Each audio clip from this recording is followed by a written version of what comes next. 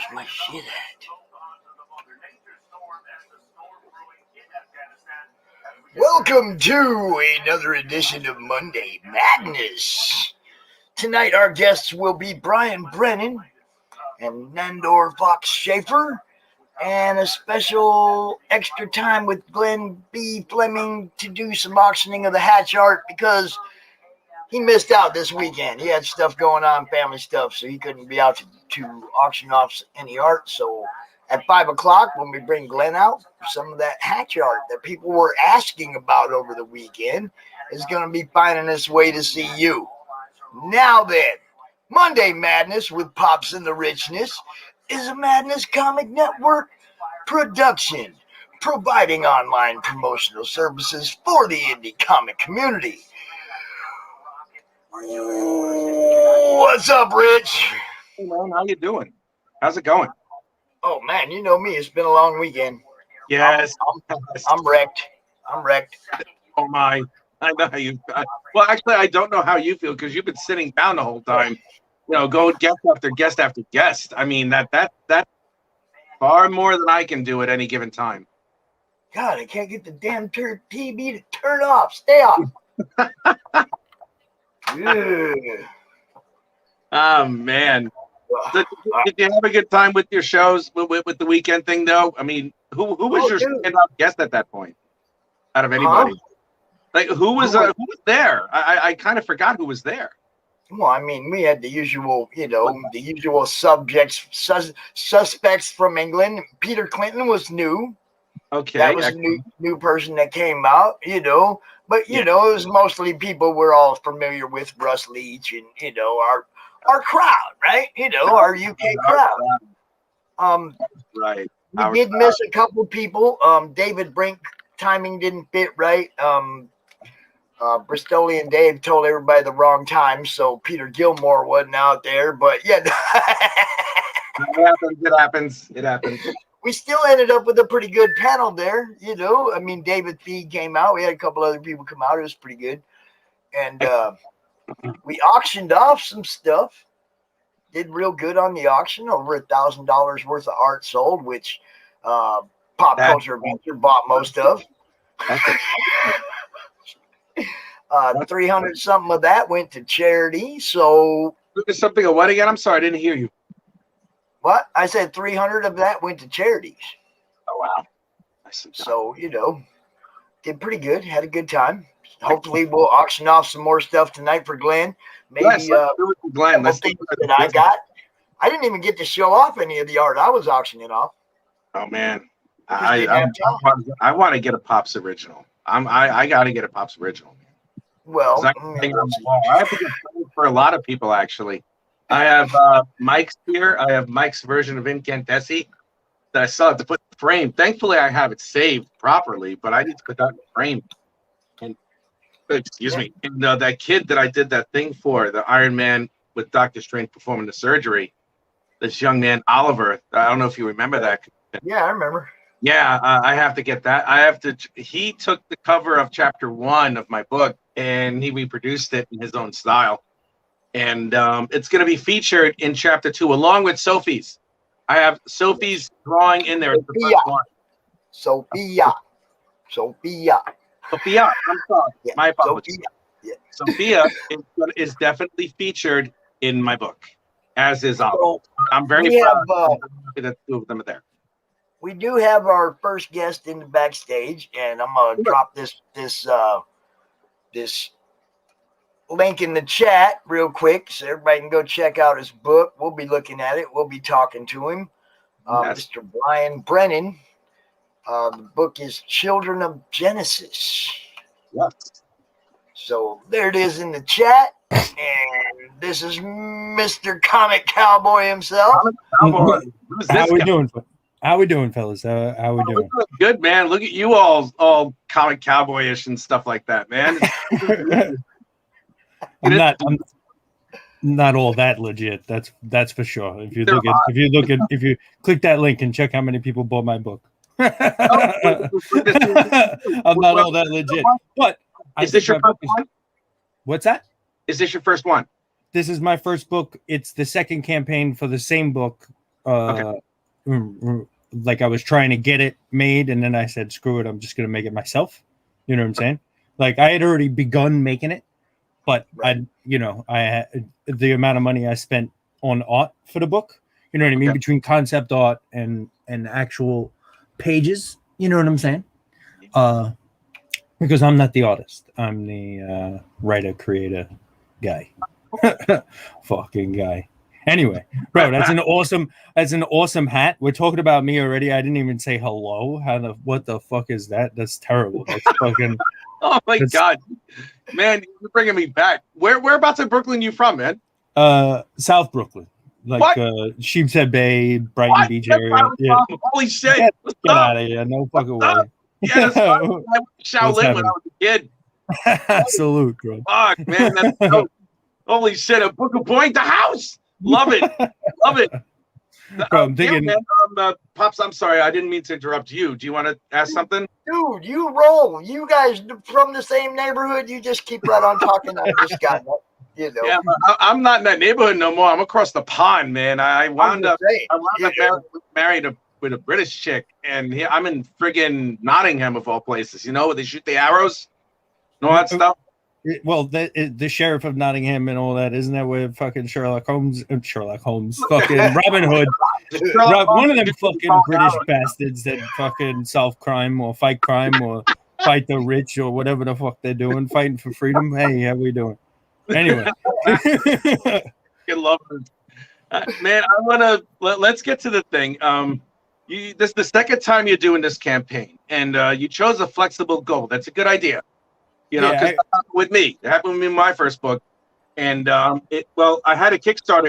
It did better, but like I went on Indiegogo and I didn't do it the right way, and I had to relaunch the campaign and stuff. So I know what it's like, but using a flexible goal is a good idea because you'll get your money no matter what. Now, well, it's not getting the money. Like honestly, it's just about getting books printed at all. Yeah, you know what I'm saying? I just want prints. I just want to print like. I would prefer a couple of hundred, but I'm gonna print a whole bunch for myself. Maybe put them out by comic book stores near me. I don't know. Anyway, I've been thinking about some of your art. I'm looking at some of the art over here, and I gotta tell you, some of the color covers and everything, they're really good. Well, okay, thank you. I appreciate that. You're welcome. No, they're really good. I mean, it's like, and I'm looking at some of the interior art also on the campaign. Now, you don't have the letters for this just yet. I'm noticing. No, the letters are all done. The book is done. The book is complete. The book is done. It's ready to be printed. I have a test print of the thing. Nicely done. Now, I'm looking at some of this stuff here and everything. Who's the artist on this? Who's the Christian Santos. He's at Chris Scribbles on Instagram. No spaces, no, just at Chris Scribbles, not CHCRIS Scribbles. I gotta tell you that this guy's pretty good. Yeah, no, I love his art, not for nothing. When I saw it, it's the image right now. This is the very first image he sent me after the first discussion we had. Right, that's the story behind this image right here on the screen.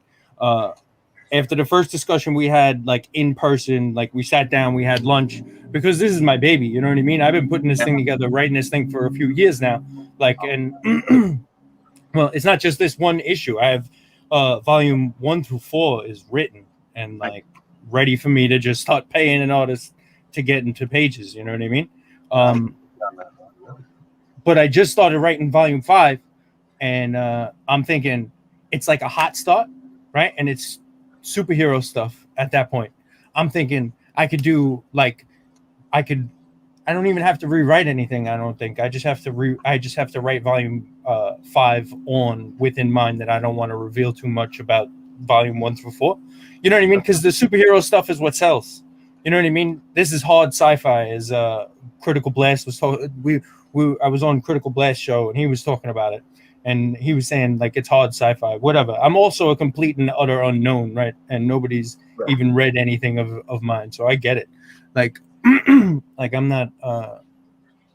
So, like I was saying, I can tell the two stories concurrently without the volume 1 through 4 and volume 5 on. You know what I mean? They could carry on the first 4 volumes concurrently is how I'm going to attack it next, because I'm not done with this. You know what I mean? The campaign's not. It's almost a month old at this point. Nobody's buying. That's fine. Pops, you're going to get your book. And somebody from the Netherlands, they're also going to get their book. You know what I'm saying? Let's see if we can change that for you, man. For real, we're gonna see if we can change that. I'm gonna push the book a couple of times a week or something like that. You got good with this section of people here with the madness. Pops is amazing. The other thing I was gonna say is you're gonna extend it, right? You're gonna give it another 30. Because I mean, you've been on a couple of shows. There is so much more to networking than just being on a show or two. You know what I mean? Well, 100%, no doubt, no doubt. But my point is, you have to fulfill your minimum goal to keep going, to go into in demand. You know what I'm saying? Yeah, I'm not talking about in demand. I'm talking about extending the campaign for another 30. Yeah, it's a total of 60 days. I chose a 60-day campaign. I didn't choose a 30-day. You know what I'm saying? So. Yeah. So anyway, we didn't hear about you until 2 weeks ago, and you'd been up for how long? For a few days at that point, right? I was on here on the 14th. I was on with Critical Blast. I don't remember the exact day I was on Critical Blast, but it was we got 34 days. You. We got 34 days left. Yeah. How much have you updated this site? Like, showing off, maybe other stuff, a bio of the artist, anything, stuff to spruce this up a little bit. All right, I guess I could add a bio. I added the panel, the page, the couple pages. I didn't want to put any words. You know what I'm saying? I don't want to give any context for those pages, because you could click that link at the right above where the first page is. You can click that link and read the first 12 pages for free right now, right? Okay. Yeah. Okay. So you can read that right now. Like I said, I figured you can go read that and make them go read it. Don't just put it here. But jump on board or no. That's something that should probably be highlighted farther up, like right here below the video. You should have that link. Yeah, put that there. Up higher up. So it's like right there in the first presentation page that people see, Read and maybe they watch the video, they go look at the first 12 pages and they go, shit, maybe this is worth looking at, I mean, it's like, it's when it's kind of buried down there, they might not even notice that link, Yep. I hadn't thought of that. Anything you definitely want them to see, you want at the very top of your campaign. Everything you definitely want them to see, you got to put at the very top, because some people just won't scroll, man. I hear you. Some people just will not scroll. It's just the way it is. I hear you. True. So, if you don't mind, I'm taking a look at the art. Like I said, I like the color cover of the first one, The Children of Genesis. It's a very interesting concept. Did you want to tell us about Children of Genesis and what you're going to do with it over the next couple of issues or something when you get the other ones done? Oh, this first issue is called Agoge, right? That's really like the Spartans or something like that, but it's a little bit different. I mean, can you elaborate on it a little bit more?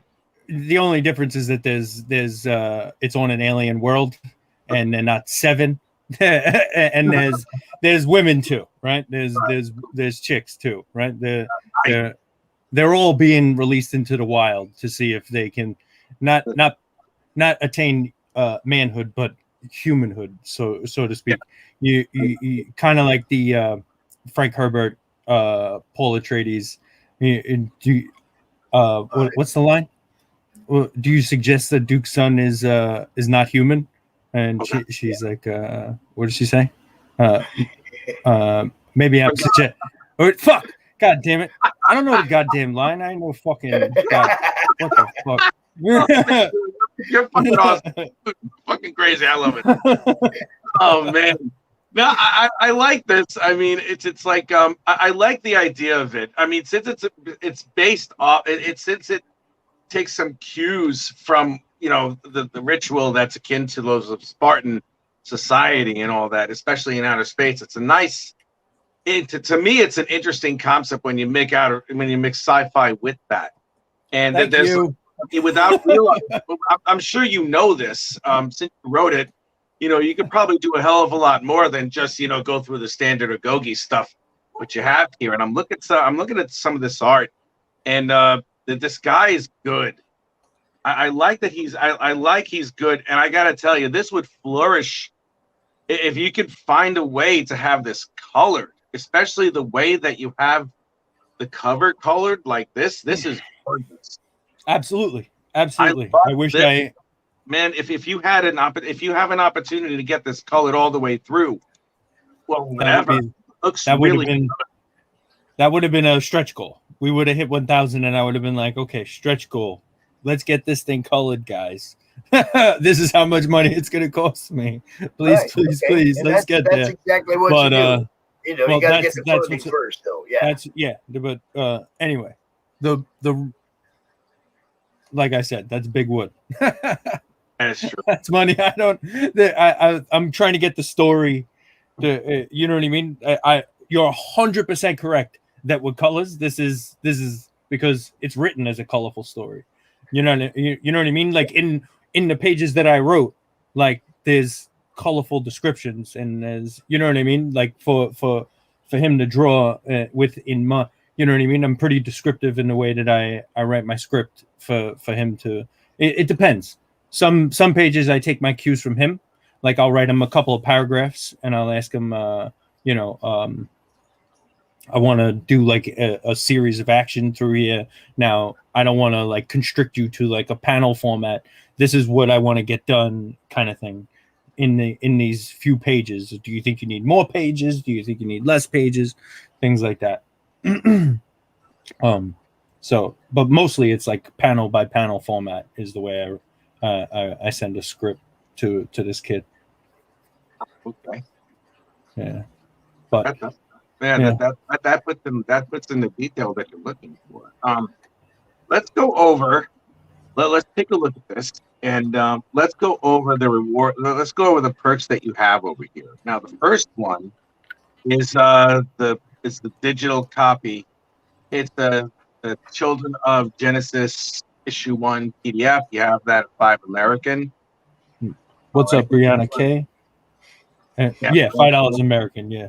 Cool, awesome, man. And then the next one is the color cover. That's the 12. That's 12 with 20% off. Now you're doing the September shipping. Yeah, that's when your campaign ends. That's a smart thing. And then you have the estimated shipping for November. Ships worldwide. That's good because I'm looking at this now, and you have another month on this, which gives me a little bit of time because I'm doing my own thing, and it costs quite a bit. It's very inexpensive to print here in the UK, but shipping it overseas is a real pain in the ass.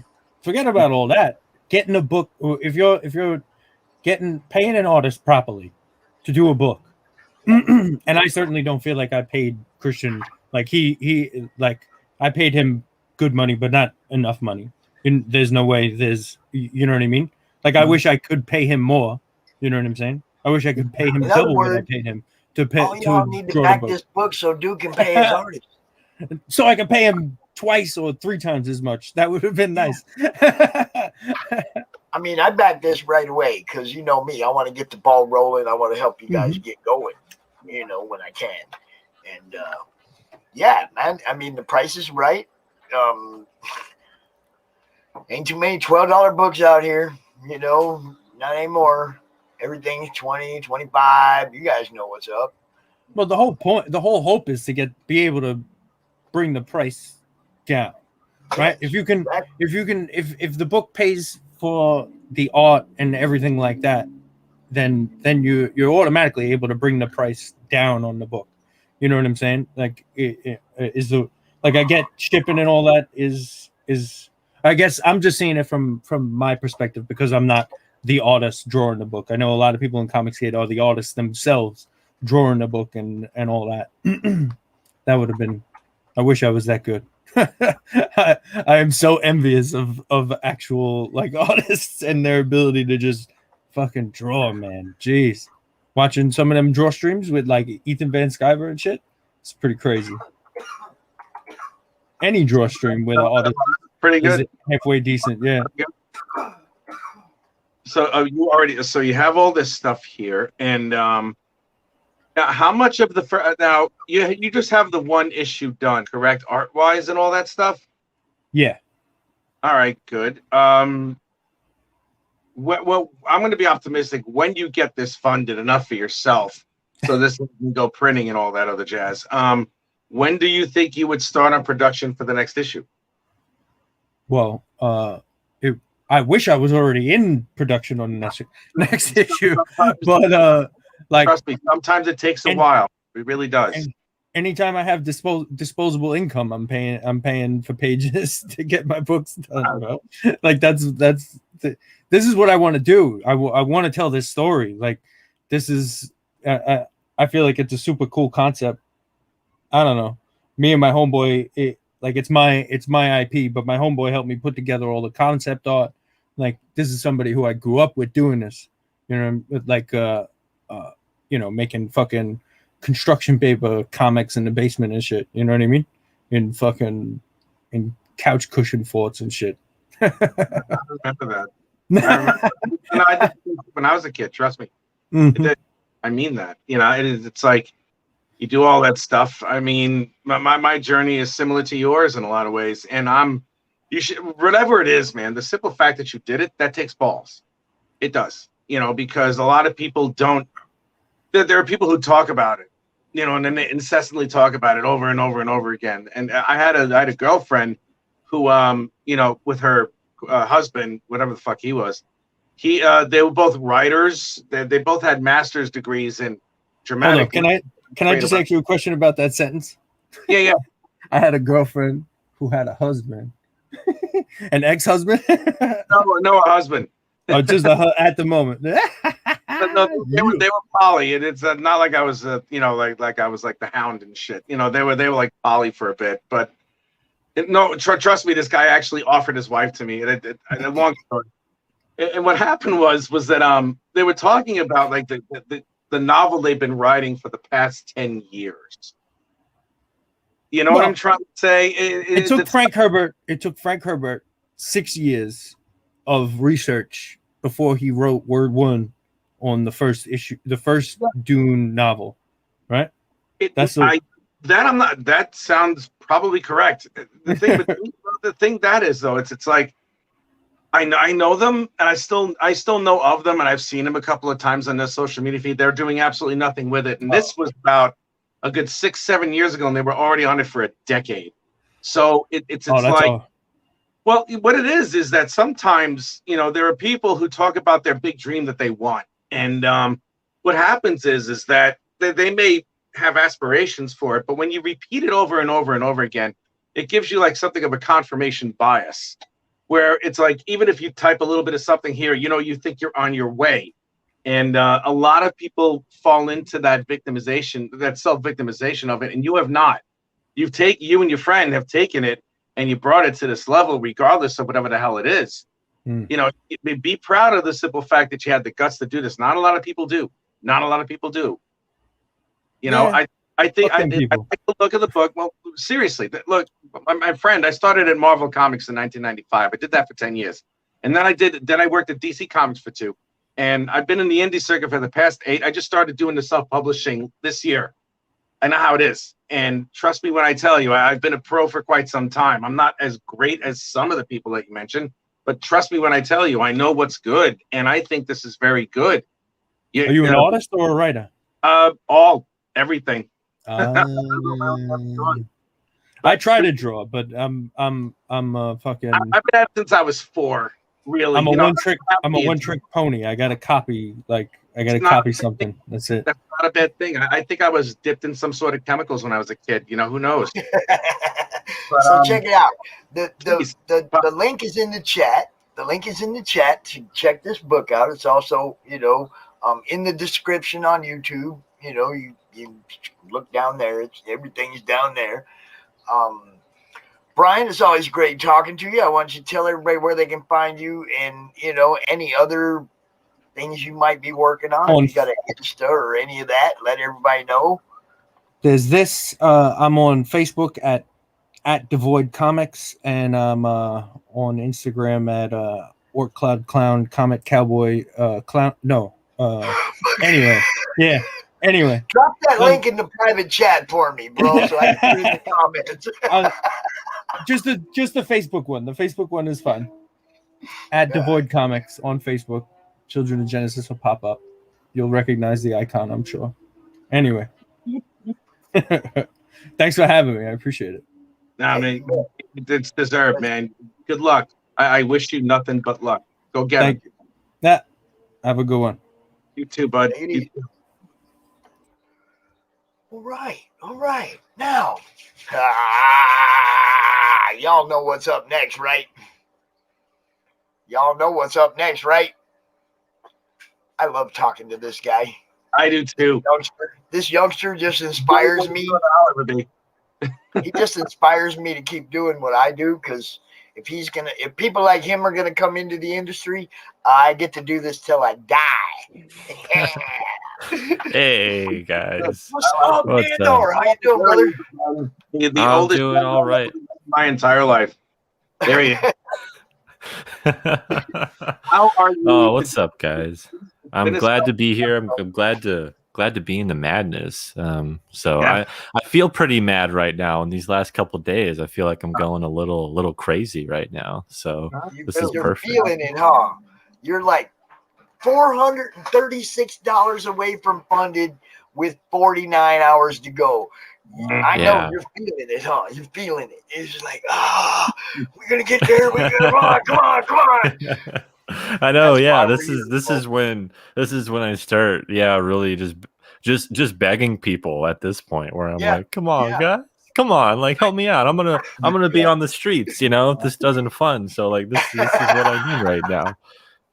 But no, I'm happy to be here, and I'm really happy with the progress. I think we're gonna make it, but still got to push it. I mean, these are the final 2 days. This is a big chunk of what's exciting about doing these, and I hope more people see it in these last couple of days, and they help me out here, because I mean, this is a really special project, and I'm putting everything into it. Yes. Critical blast. Hey, RJ RJ. loves you, right? RJ loves you, dude. Yeah, I know, right? What's up, man? I'm like all intoxicated now that this gentleman is here. I'm like, wow, he's here. Yay. Look, I'm just going right to it. You guys, check it out. 137 backers. Just look, 4,500 is the goal. He's at 4,064. This is all like right there within reach. Right there within reach. Yeah. Everybody, come on, man. Just go out there, pop this one a couple times, bink, get him over the funded so he can relax and spend the last day having fun. At least let him have one day having fun. That's right. Without wondering if it's going to be funded or not. So I'm challenging you guys within the next few hours, get this thing over 45 so this guy can relax. Yeah, please. That's what I need right now. And what's really cool about this campaign, but also really interesting, is that we're not funded yet, but this is the most backers that I've gotten in any of my crowdfunding campaigns. And that's I think the highest was 123 and we're at 137. So it's like, I want 13 more people before this. Yeah. If we hit 150, everyone gets a free art print. So it's by Daniel Buck. He's an awesome creator. He did an amazing art print for this book, and I want everyone to have it because it's fabulous. And if we hit 150 backers, everyone gets it for free. So it's a great deal. So is that up here where we can see it somewhere? Do I have to scroll down? So it's actually it's one of the updates, the latest. I think it's the latest update. Let's see what we got here. Yeah, so it's on that one. So you'll just click on that. This one. That one, yeah, that one. and then it should be. It's at the bottom. There we go. That's it. Yeah, right. that's it. 13 more backers. Everybody's getting one of these. There you go.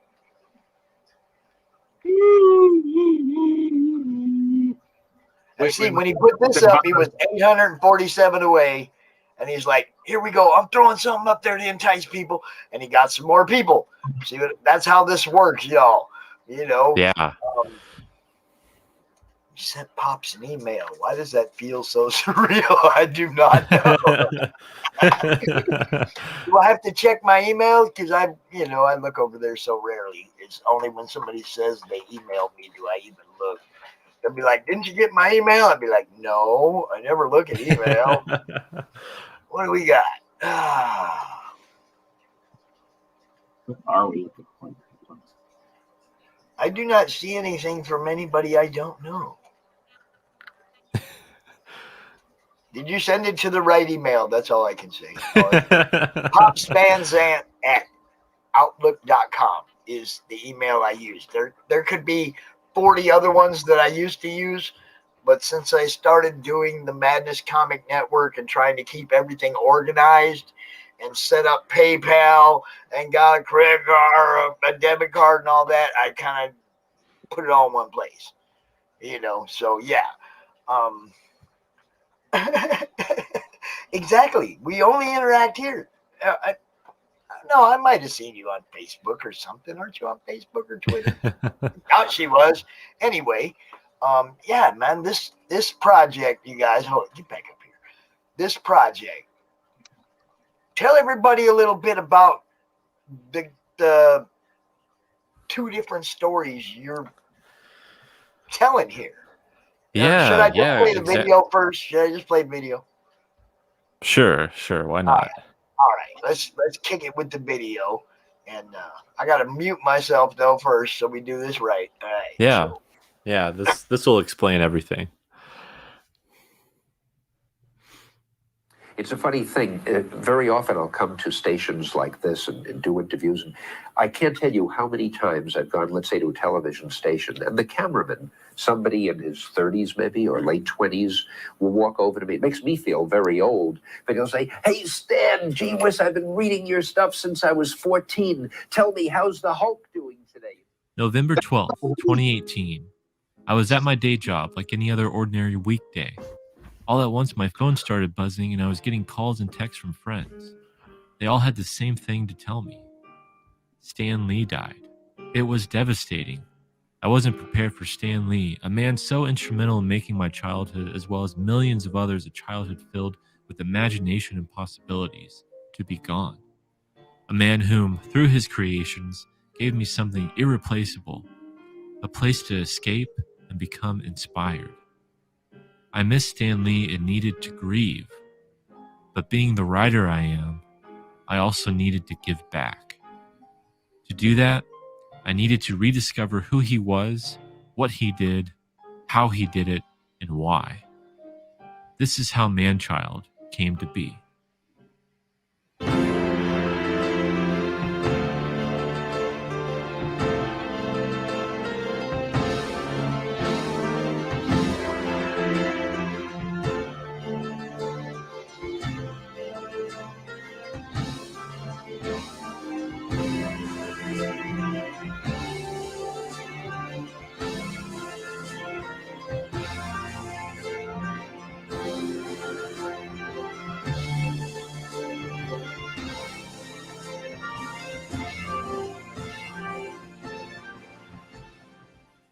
Hi, I'm Nandor Fox Shaffer. I'm a comic book writer.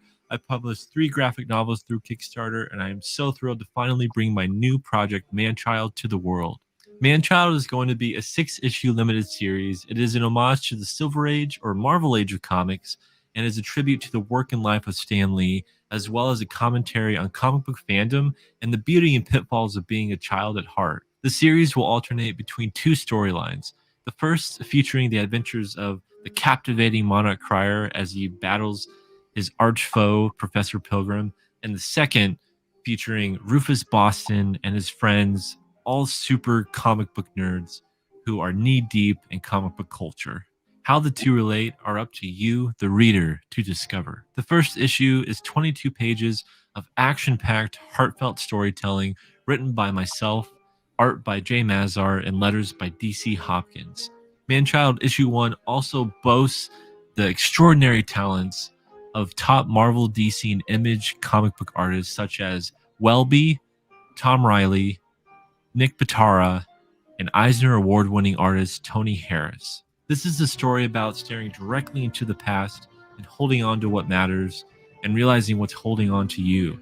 This is a story about not being taken seriously by others like Stan Lee was when he first started writing comics. This is also a story about celebrating the wonder of being a child and the wonder of being an adult. If any of that resonates with you, please back Manchild today. We have some amazing rewards, including being drawn to the story, getting original artwork, all those variant covers I mentioned earlier. I would truly love your support in making this really special project come to life. Thank you so much for watching.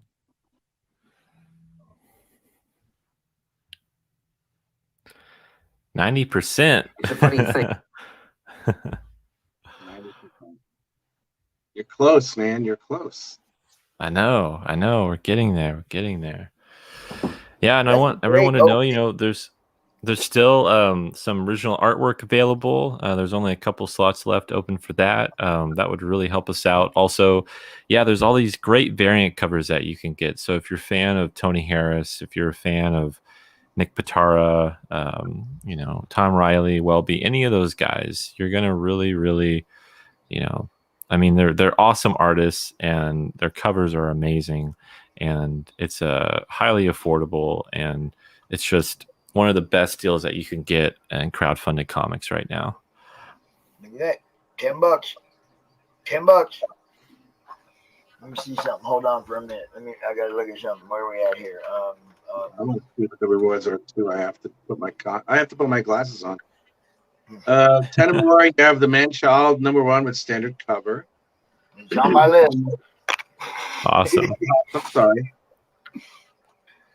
It is on my list. Definitely. Yeah, no, I got it. It came in the junk pile. I changed it. It won't go to the junk no more. And yes, anything, Brianna, look, anything that's getting eyes on what these guys do, or she was talking about doing maybe some kind of a draw stream on Twitch where she colors you guys' art, stuff like that, and drops it in the madness so that we can see it. And it's like, oh yeah, that's what we totally do. That'd be that's really cool. So yeah, if you want to be a partner with the madness and help get eyes on all these people's stuff, at the same time helping increase not only our fan base but yours, oh hell yeah, we're all down. We're all the way down. Glenn's in the background sitting nodding his head. He knows. So, dude, we got 2 days left. Like 2 days, 48 hours, or 49. I challenge everyone to push this one over before midnight tonight. Push it over the funding so that Nandor can have a day or two just having fun promoting and going out there and talking about, hey, we got a chance at a stretch goal, y'all. And 150th backers so that you can get the print that he's giving away. Look, man, you guys know what this is about. It's, the more eyes, the more people that buy it, the more people are going to be talking about it. The more people that talk about it, the more chance he's going to sell more on book 2. On and on and on. It's a great, big, giant snowball. It keeps getting bigger and bigger as long as you got people supporting it, right? That's right. I mean, and what's so cool about this is there's going to be a pretty quick turnaround time. So, and what I mean by that is what's great about this series and what I've been able to do with it is I've been able to write the entirety of the series. It's 6 issues, and I'm working on the final issue right now. And what that means is that once this funds goes to print and we fulfill it, we're going to go to issue 2 right away. And that means you're not going to be waiting a year or more to like get issue 2. It's going to be like within that time, hopefully like 3 to 4 months after you read the first issue. And that's what's really great about doing single issues, because I've done graphic novels for all my first 3 books, and it takes so much longer to get those books out when they're like 100 pages. But since this is 22 pages and each book is a little different in the page count, but it's around there, it's going to be even quicker to get these books out, and not, you won't be having to wait so long to read what happens next. And, when we get to issue 2, we'll have different variant covers. We'll continue the story and we'll be adding more and more things. So, the more people that reach out to me and tell me, what do you want from this? Like, do you want stickers? Do you want a button? Do you want, what kind of stretch goals do you guys want for this series? I think it'd be really cool to do a t-shirt with the monarch butterfly, like insignia or like logo on the t-shirt. Like that would be something that I would love to do, or even a man-child t-shirt. There's a lot of cool things that we could do that I think would just help elevate this book and get more people interested. And as the series progresses, it just gets more and more exciting and opens up so much more. This really started as a tribute to Stan Lee and a celebration of his work in comics. And then as we progress and we see where the story goes, it just gets deeper and deeper into what we love about comics and what we love about superheroes. And it's been the most exciting thing that I've ever written. And I'm just like so proud of this. But I hope, and I know there are a lot of people that are backing this. I mean, 137 people really want this book. And so to have people and that many people on my side and to get this funded is just so incredible. And I'm so thankful for all the support that we've gotten so far. Dude, you kill it. 137 backers. Come on. Kill it. Killing it. Yeah, totally. What do you think, Rich? Rich is studying now. Look, he put his glasses on. He's studying this. Look at him. Well, I love the art style. That's one thing. The variant covers do really enhance this quite a bit. I'm more impressed with the interior art. Mm-hmm. I'm really impressed with the interior art. It's really clean. And everything say hi here to a new person in the chat. Rich, we got somebody I've never seen before in the chat. Hello, Dina Lynn. Welcome to the show. Hello, how are you? Yeah, I appreciate your curiosity, because what we do is show off everybody's projects, and this show is about promotion and getting people seen. And thank you for your curiosity. By all means, hang out, check it out. If you have questions, let us know. Drop them in the chat. Okay, Nando, you can talk. No, that was Rich. Okay, I'm sorry, Rich. I have to acknowledge the fans. You know that. Trust me when I say there are times I need to shut up and be interrupted because I don't have. I love the art of the book when I first saw your campaign, and I love it just as much, if not a little bit more. So I'm exploring it a little bit more. I like this project. I love this project because of the simple fact that, like, the reverence that you have for those who came before you. It's completely that. I mean, it's not rare that I hear people talking about how one person or another is an inspiration to them or something along those lines. With you, it's earnest, and I'm not even saying that they're lying. I think you have a greater understanding of the context as to why that this person has inspired you in one way or another. There are some artists that I know that just went and said, "Oh yeah, Stan Lee was my greatest inspiration." I'm like, "Yeah, he was right." Yeah. Well, it's like I'm just gonna leave that one alone. But I was particularly taken by your campaign and the way that you present yourself here, and you're one of the good ones, and I really do hope you succeed with this one. I really do. You're very close. I hope you get it. Oh, I think we're getting. Yeah. I think we're gonna get. Yeah. I'll make sure that I so promote it a little bit more. I'll make sure that I promote it a little bit more. Awesome. Yeah. I will help out as much as I can. This one Oh, does have some serious layers to it. Okay, it's two stories in one. That both stories could stand alone, I think. You want to elaborate on that a little bit, Nandor?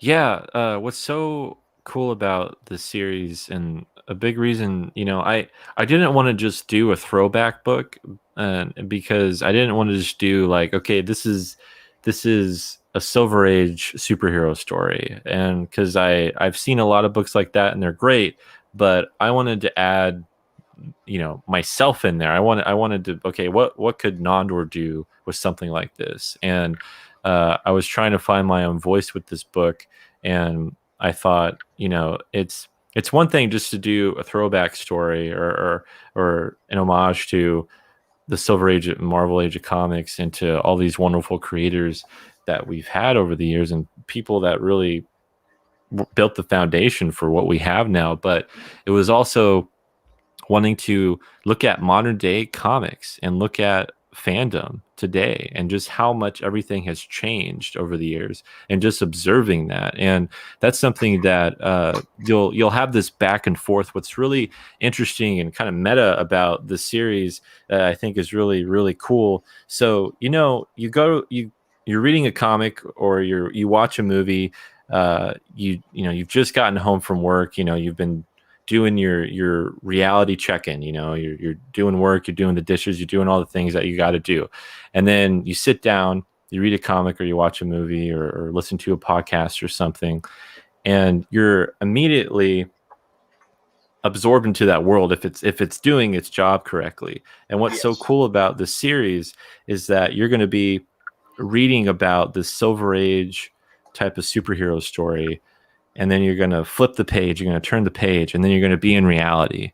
And then you're going to read about Rufus and his friends, and the things that they're talking about when it comes to comics in current day, or just going to see the new blockbuster superhero film, talking about what it's like to be a comic book fan. That's what this story comments on. And it is a commentary on fandom and how people disagree with each other on certain things.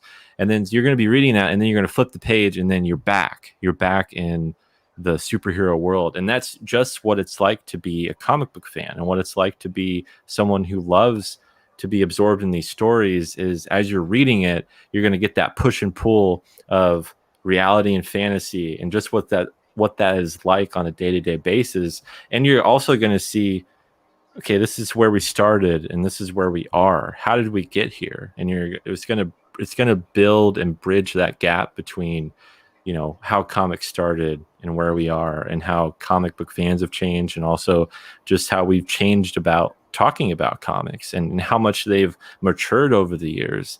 And the whole idea of this series is man-child. It's looking at the beauty of loving comics as a kid and growing up with comics throughout the years. I mean, that's what we've done over the decades. Comics have matured with the fans and with people, and over the generations. And to be able to hold on to that, and to look back, there are a lot of people that are like, I remember I was there when, Fantastic Four issue 1 came out, and so much has changed over the years. And that's such an interesting thing to look at, and to, just take in.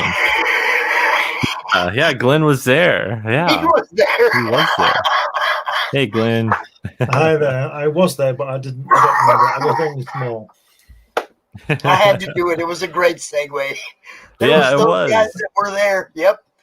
There were. I was alive, but not exposed yet. I was only about 6, I think. Yeah. Look, Nandor, you get it, bro. You get it. Okay, you're trying to keep the child alive in the people reading the comics as well. And it's like, man, there's like so many people are out there, and they forgot. That's what it's about. It's about the magic of being a youngster and reading comics. Yeah. Get it. I'm glad really you're is. reminding people. I'm glad you're reminding people why we read comics, bro. Yeah. Yeah. And that's something that I, just growing up, I know I'm still, young or whatever, but as I've grown up, I've seen how it, life changes, and it changes you and the way you look at superheroes. But when I go back to read a comic and have that intimate experience of flipping through the story and just sitting down, it takes me back. It brings me back to when I was 10, 9 years old, reading my first comic book, and to try to dig that up again, that wonder and imagination was such an exciting experience, but also really challenging because life sucks sometimes, and then you forget about just how great it was to be a kid. But not just being like, oh, I wish I could go back, but still holding on to that and celebrating that as an adult. And that's what this series is about. That's what everything. What do you think of that page, Glenn? What do you think of that page right there? Does that bring you back? Yeah, it does. But I'm sorry, but all I see is that lettering should be done on the board. I'm really boring. I'm really old school, but I don't care. Doesn't mean I'm wrong. I think it's great. I think it's absolutely fantastic. But if you got a letter on there and somebody with a few coloured pens, brushes, it would look better. But that's just my opinion. But it does look good. Yeah, I have to say it is very, very good. It definitely takes me back to a different time of comics. Yeah, that art does. Okay, I know somebody's home. I get it.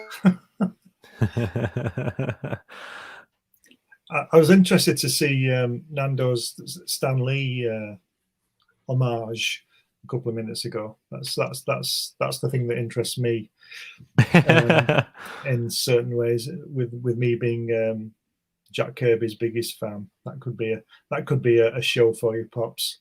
Me versus Nandor on Lee versus Kirby. Well, I do want to say not that Lee didn't do anything. I'm not saying that. Oh yeah, no, and I don't even think you guys would have a this and that conversation. I think you guys would both have a very look. Nandor gets to give you a Stan Lee opinion from somebody who wasn't around through all that. Okay. And at the same time, Glenn gets to give you the Kirby opinion from somebody who was around during all that. You see what I'm saying? Mm-hmm. Now, we all know Stan Lee was a marketing genius. Yeah. Period. There's no doubting that. The dude knew what he was doing, and Marvel Comics, pretty much blew up on his shoulders, but not on his back. I want y'all to understand the difference. He might have been the guy going, look at it, but he wasn't the guy that built it, like drew it. You know what I mean? It's like the two. It would have never happened without them both. It would have never gotten this. Yeah, of course. Yeah. You see, I'm at an age now where I feel like my dad talking to me. Don't be offended, Nandor, but you're 24. You don't know anything. Oh yeah, no, because I'm not. When you're not offended at all. When you're in your 60s, like I am, you'll know exactly what I mean. But the point is that when you're in your 60s, I probably won't be here for you to say you were right. I'll say it in for future reference. You were right.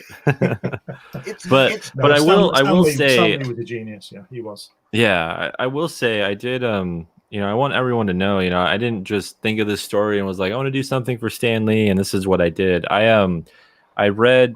I did a lot of research on this book, and I read 3 or 4 biographies on Stan Lee and on the origin of Marvel Comics, and I read from both sides, people that believe it was either all Kirby or mostly Kirby and then a little Stan Lee, or the other. I looked at both sides, and I got this really great book I was able to find that chronicles all of the different conversations and interviews that Stan Lee and Jack Kirby had over the years.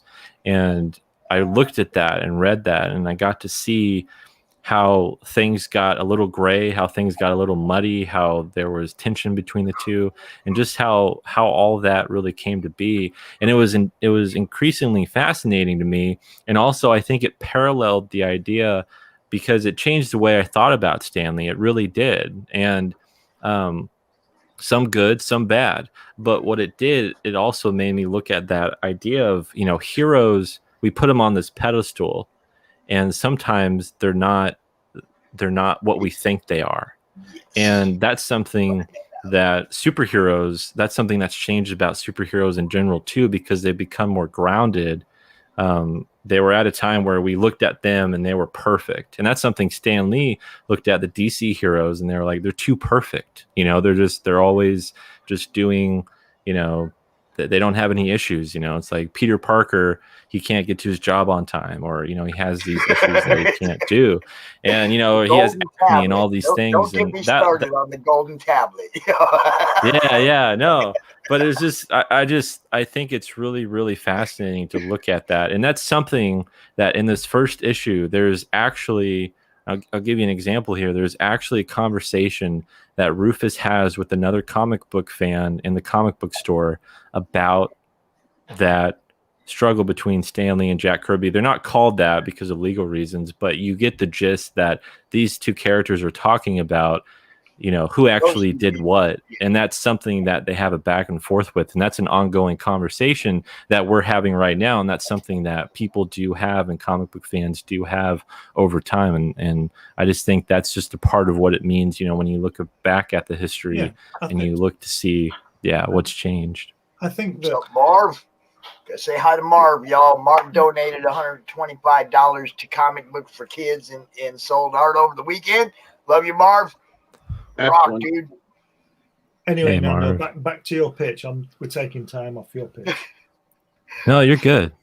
No, we're just gonna eat into your time, then, Glenn. I ain't tripping. I was going to say, without getting into the sort of debate about it too far, I was going to say, I only met Jack Kirby for a brief moment. Stan Lee knew him a lot, you know, a lot longer, years and years and years, and all that kind of thing. But I would say, detach yourself from all that, from all the who said what, I did this, I did that, no he didn't, all that, that internal argument. Yeah. And look at the timeline of creation. 1941, Captain America, with Jack Kirby and Joe Simon. And then you've got Kirby doing Boy Commandos, romance comics, war stories, blah blah blah blah, Sky Masters, Challenge of the Unknown, without Lee, all the way up to 1961. So for 20 years, Kirby was doing everything. Lee was doing nothing of note. 1961, the two get together, bang, FF, Hulk, Avengers, all that, and then 5 years later, 6 years later, 7 years, 9 years later, caught a decade. Kirby's pissed off, leaves. Lee does nothing, and Kirby does Eternals, New Gods, Mr. Miracle, 2001.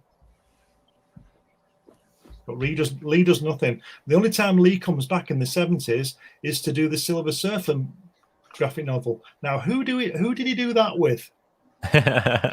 He did it with Kirby. There you go. Like I said, I'm not saying that Lee didn't the two play of them, tremendous there's part. no way this all happened without the two of them being together. But at the same time, you got to understand that Lee marketed great Kirby work. Yeah, I look at it this way. Jack Kirby built the ship, and Stan Lee steered it. Yeah. Yeah. That's what I mean. You Yeah, know, totally. Jack showed everybody, said, look at this, look at this. Yeah, if you look at Challenges of the Unknown, it's about 4 people who go into space and get superpowers. What's that? What's That's that the FF. for? You know? Look at and little things, little subtle things as well. Like Ben Grimm, that's obviously Jack Kirby, isn't it? But what was Jack's dad called? Ben. Oh. What is Jack Kirby's firstborn called? Susan. Mm-hmm. Do you see what I mean? There's all these little things in there. Jack grew up on Yancey Street? I just got to know. I don't think there was such a place, but he grew up on Norfolk Street, which is a similar kind of thing. Anyway, I love Yancey Street, man. Yancey Street is one of my favorite places in comic film. I'm not lying. But I think Stan Lee is obviously very, very important. But my argument is this: Stan Lee was brilliant. He's a brilliant salesman. It wouldn't have happened without him. But he didn't create the stories and the characters. That's my opinion from what I've read. Mm-hmm. But I don't know. I might be totally, totally wrong. But I just look at the timeline and the previous, creations that Kirby did before Stan Lee arrived in 1961. I'm not saying Stan Lee. We are going to have, you know what? We are going to do this. we are going to do this. We're going to have you guys out on the show to talk about this because you guys obviously respect each other. You're not going to be rude to each other, and we can actually have the conversation. It's not about me and Nandor, is it? We're just having a conversation. No, that's no, what I mean. no, yeah. This is an ongoing conversation that people have, and I think it's something that is a healthy one for sure. And I just don't know that many people that could have the conversation without, like, I'll tell you what's interesting. What's interesting? What's most interesting is this: is that Nandor can look at me and think I'm an old guy. What do you know? And I can look at you and you're a young guy. And what do you know? Oh no! I don't. Just so you know, I don't think that. I really, and that's something that I never want to do. I never want to take away from Jack Kirby or what Steve Ditko, what those guys have made and what they contributed, and it's a co-creation. Something that I know about just being a writer myself is how things get a little messy when it comes to creating things, especially when you're co-creating with someone, because things will happen and you're like, wait, did you come up with that idea or did I come up with that idea? Because we had this conversation and it just bred this idea. And it's like, now wait a second, who owns that or who came up with that? Have you heard the conversation that John Romita Sr. reported on?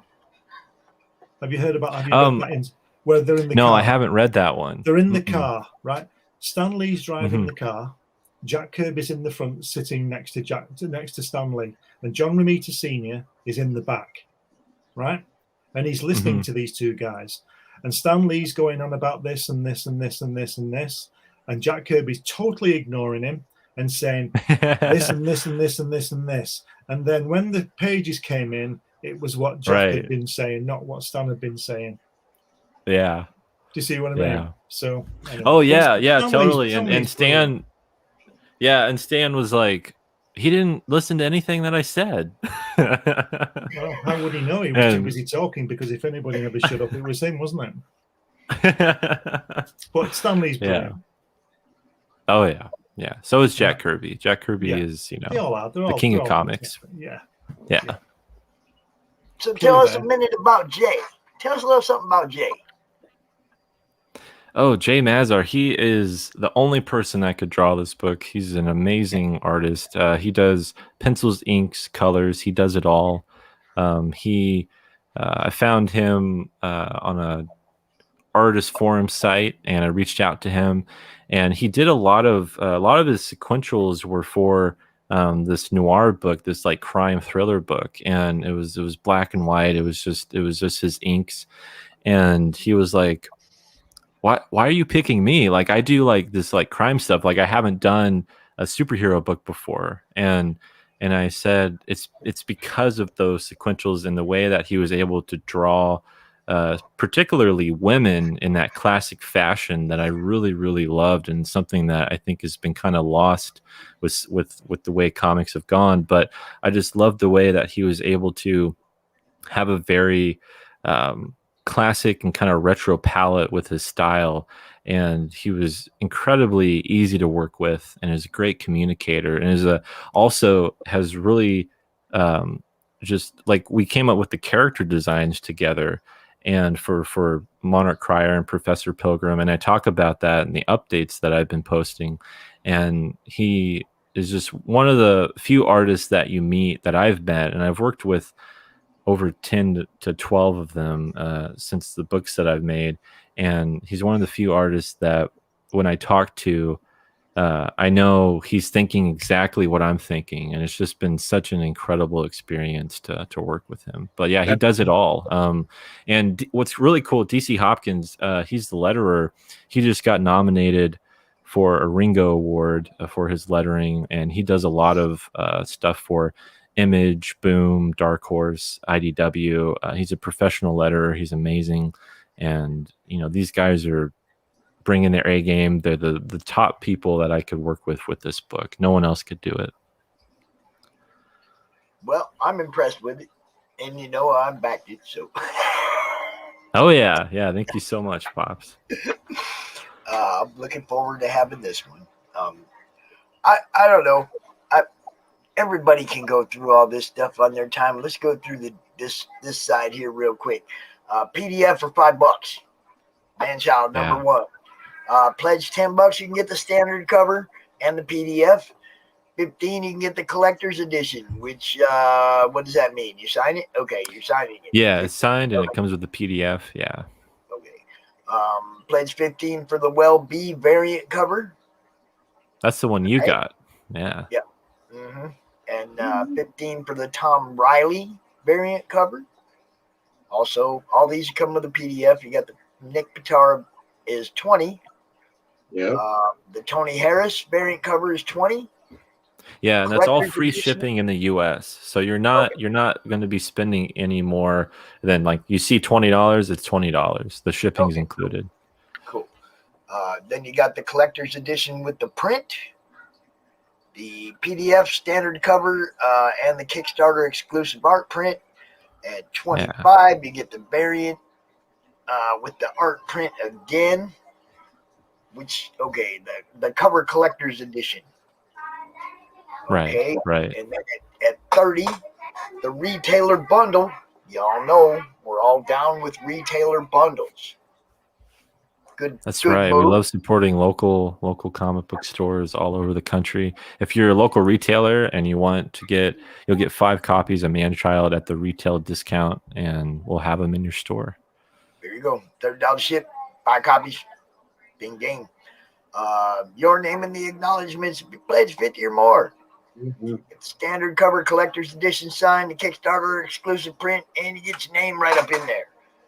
75, a Man-Child original sketch by Jay. Yeah, so Jay Manazar, he'll draw a Man-Child inspired character. So that could be Professor Pilgrim, Monarch Crier, any of the characters in the book that you want. It'll be your choice, and he will draw that for you. Cool.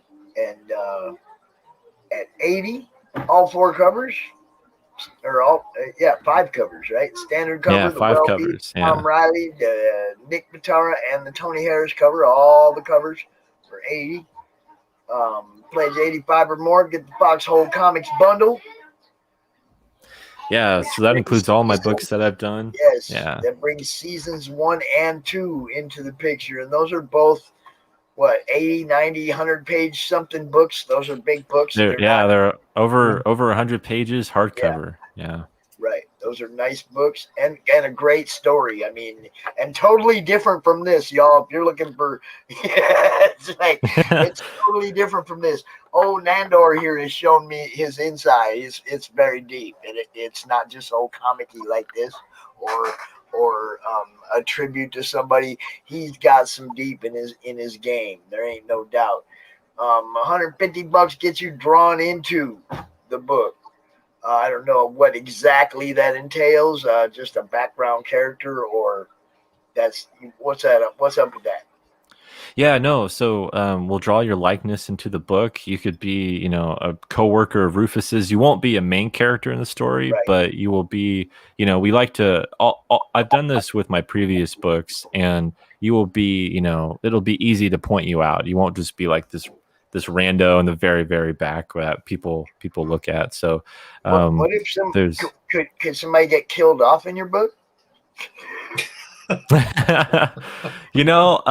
Probably not. But I mean, I know people that back these. If someone requested it, yeah, that's what I'm saying. I know people that back these kind of tiers just to get killed off. Put another tier on. Right. Put another tier on. $200, you could be killed in the book. Yeah, that's Chris Evans from the Morning Roast. I don't know if you've seen that show or not, but he's one of the guys. Yeah. He was on this morning. We posted his in the madness this morning.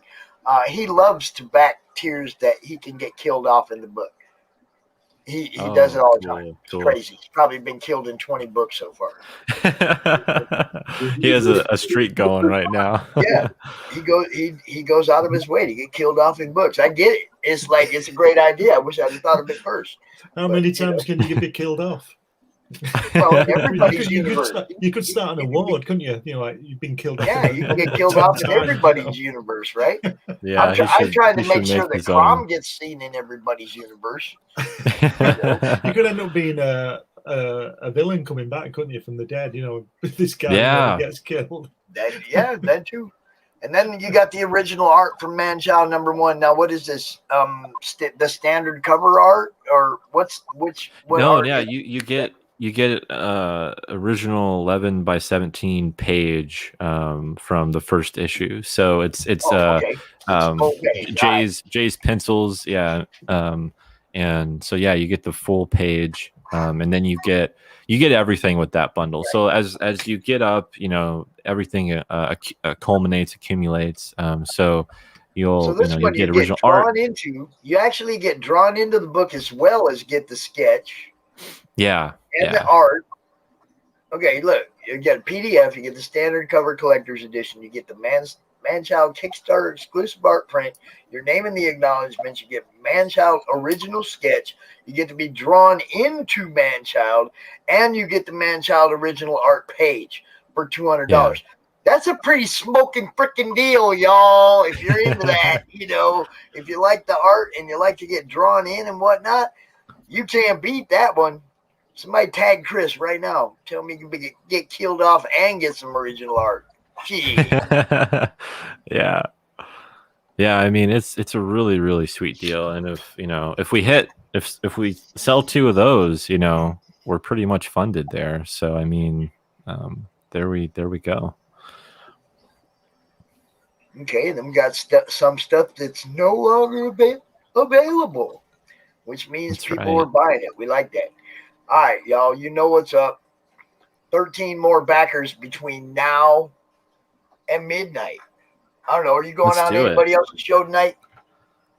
I am. I'm going to be on Global Frequency Studios. I'm going to be on there. Cool. At 6 p.m. Central Time, so 7 Eastern. And then I'm going to be on Pop Anime Comics with Andrew. So I'm going to be on at 9 Eastern on that one. Yeah. And then you're gonna get there, bro. Yeah. You're gonna get there. Don't worry about it. Yeah, and I'm gonna be I got a couple more tomorrow night, and then I know Wednesday, which is the last day for the campaign. The campaign ends September 1st at 5:20 Central Time PM. I'm gonna be on Comics and Coffee with Don Chin. So I'm excited to be on there too. Yeah. Nice. Yeah, you're gonna get there, bro. Don't even worry about it. Don't Go have some fun. Especially yeah, man, I'm trying.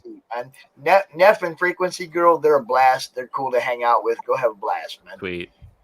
Yeah, I'm excited. I love doing these shows, and I think by the time this week ends, I think I will have done maybe like 25 to 30 shows. So it's been pretty nuts. Yeah, that's enough. Wow. And when I get my act together, he's also going to appear in Comics Unlimited, but I've just been a bit busy at the moment. But you're going to be there now. Yeah, no worries. Yeah, I'd love to be in there. You know that.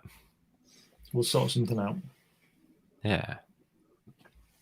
All right, we gave you a little bit. We went a little bit over into Glenn's time, but don't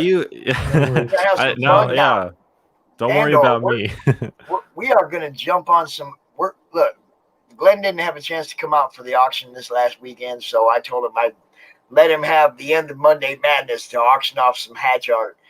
And there was people all weekend long jumping into the stream going, "Where's the hatch art? I heard Glenn B. Fleming's going to be auctioning off some hatch art." And it was like, man, you heard that like a month ago. Because we didn't talk about it that much. And then when he said he couldn't be there, we didn't, we didn't promote Glenn being there for the show to auction anything off. But keep him wanting more.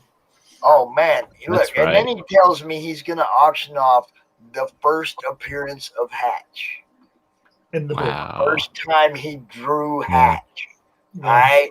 So I don't know if anybody's watching for that, but it's time for that. We're going to switch gears. We're going to turn the Monday Madness into the Madness Art Auction. We're going to do this up. We're going to give Glenn the time he didn't get to have yesterday or the day before. and we're gonna Good have a little deal. bit of fun and see if we can sell some more stuffs. Mm. What do you think? Nandor, tell everybody where they can find you. Tell everybody to back your book. Tell everybody to back Seasons as well. Get that tier where you get all this stuff, because this stuff's all freaking good. Yeah, you can find me on Facebook, Nandor Fox Shaffer, Twitter at Nandor Fox, Instagram at Nandor Fox. So just my name. I'm probably the only Nandor that you know, or the only Nandor that you'll find on there that's making comics. So you'll find me pretty easily. And yeah, please back Manchild. We got 49 hours left. We got 2 days basically, and we're 400, almost $460 away. So we're getting there. Now, I will say you're not the only Shaffer I know, because my daughter-in-law was a Shaffer. Awesome. So there Good you go. deal. With that. Good deal. And we live like on the corner of Horseshoe and Shaffer Brothers Drive, too. It is a common, and it's spelled so many different ways, for sure.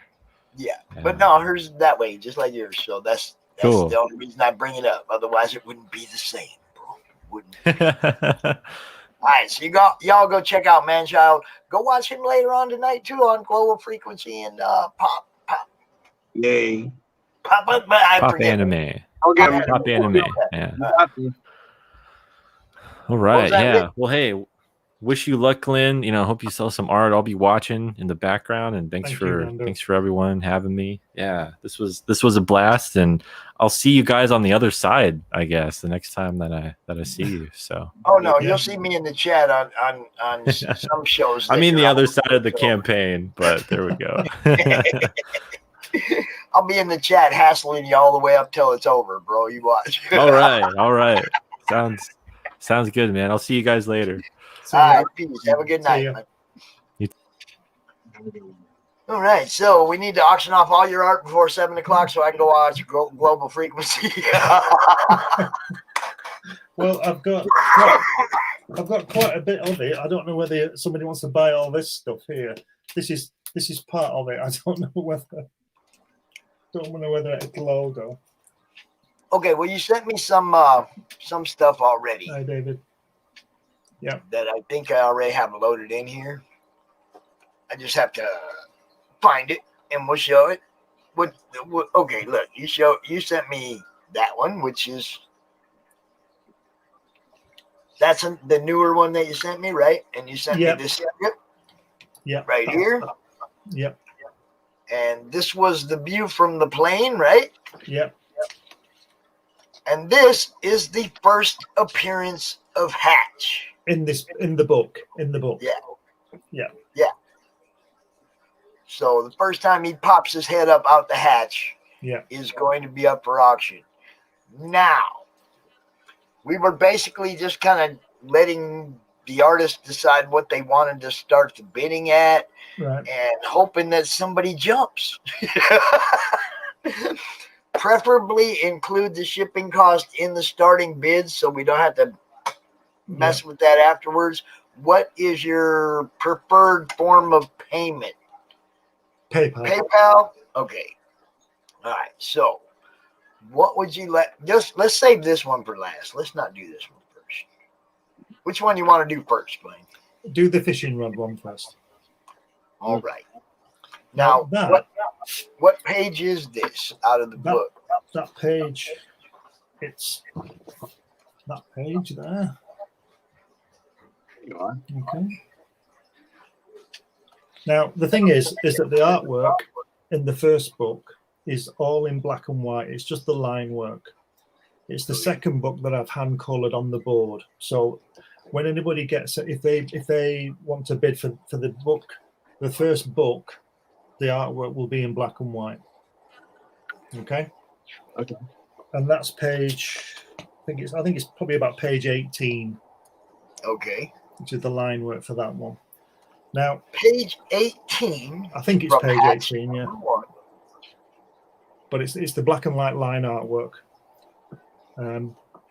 So what I wanted was £65 for that.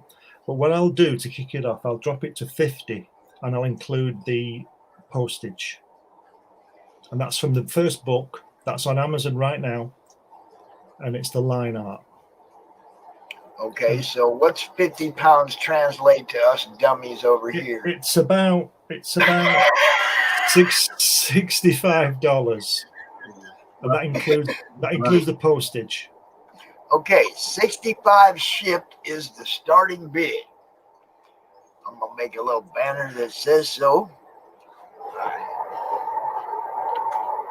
65 starting bid.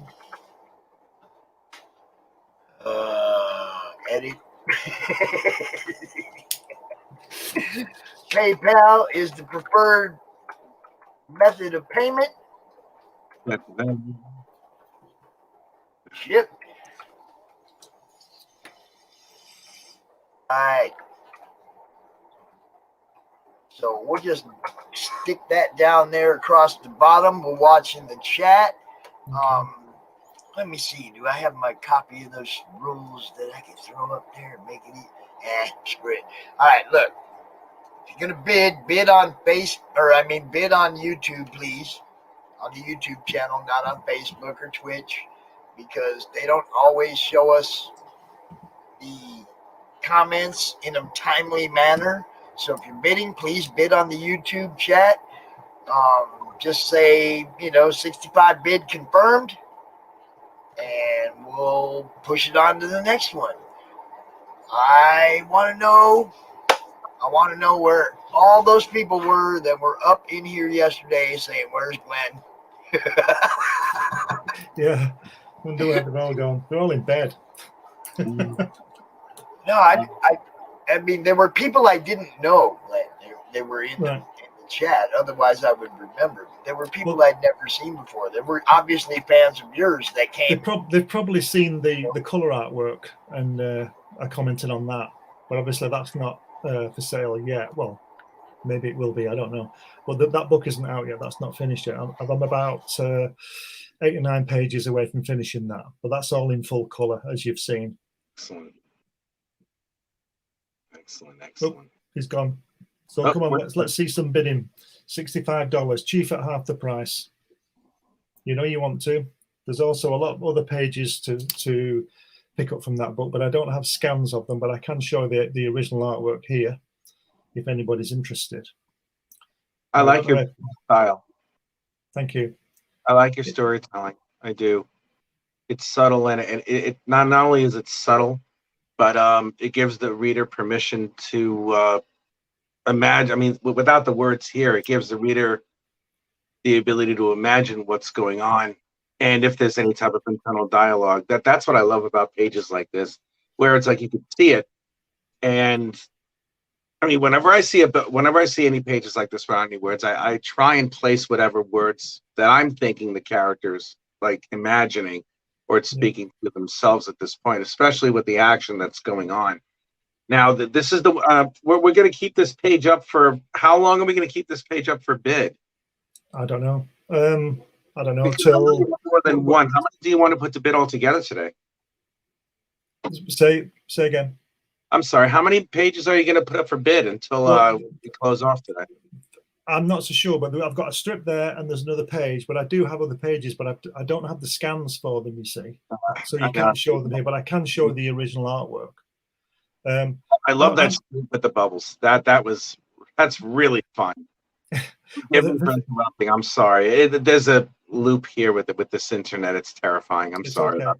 The thing that is interesting what you said without the words, because there are no words in it. He doesn't say anything. Wow. Okay. The only thing you've got is a caption. Later that evening, he doesn't say anything. That's really daring. I love that. I really respect that because you're really letting your art tell the story instead of having to explain it. This is like the ultimate version of show don't tell. Good job, Glenn. Good job. Thank you. You've nailed it, and I'm not surprised because you obviously do the same. Well, this started out 30 odd years ago, and it was an exercise to myself in storytelling. You know, because as you know, the words are scenery, aren't they? You don't need to know the guy's name. You need to see what he's doing, you know. And yes, sometimes the mystery of what the character is and who he is better than anything that can be explained. But you need to. I always say on these podcasts, comics are like silent movies. Get rid of the words. They're like silent movies. And you watch a silent movie with Chaplin and people like that, and you know exactly what's happening because he tells you, he shows you, and that was the initial idea for this, and it just escalated from there. I got waylaid doing work and other things, and then I brought it back these past few years, and that's why I'm working on it not full time, but a lot of the time now, and why I'm trying to I'm just having fun with it. But it really is, how can I put it? It really is a testament to wanting to tell a story in pictures, which is basically what comics are. Comics should work without the dialogue, and it would, as you know as well, because you do similar. It would be easier to explain it in a caption. Yeah, there's a fine line with that, you know, it's especially when it comes to the writing of the story, where you don't know how much you should elaborate on just with the script in and of itself. I mean, if there's something that needs explaining, it needs explaining. But there are other times when it's like it can be subtle, and there are times when I fail in that. When it's like I get a little wordy with some of the things that I do. And then I wound up realizing that I have to get rid of half the dialogue that I put in, because for me, it's like I don't want to be the one that tells. I want to be the one that shows. Yeah. But there's a fine line between that. And I mean, you know this just as well as I do. If you tell too much, you don't give the audience or the reader the chance to immerse themselves into the story, because if you tell them everything, they already know, and it's like you lost their interest. It's the more you show and the more you hint but don't say anything, you're involving the reader into the story a little bit more, and that captivated, because as soon as they're immersed in the story, they want to know more, and it's good if you don't tell them. It really is good if you don't tell them. They have to find out. That's what makes that's why, and I think a lot of people miss this. That's why Kubrick is so good, Stanley Kubrick, because he makes you watch the film. He doesn't explain everything, but he doesn't want to explain everything. He wants you to read into it. So 100 different people will see one of his films, and they will tell you that was meant to do that. That was for that reason. And that's what he does. With this, you know, the ADHD attention span lately when it comes to films and everything. I mean, with everything like a quick cut one way or the other, like a cut that lasts like 0.5 seconds. No, it's a wonder anybody under the age of 40 can watch a Stanley Kubrick movie and like wait for it to go through. I mean, 2001, which I thought was a reasonably fast-paced movie in contrast to what's going on now, which is like light speed. It's like,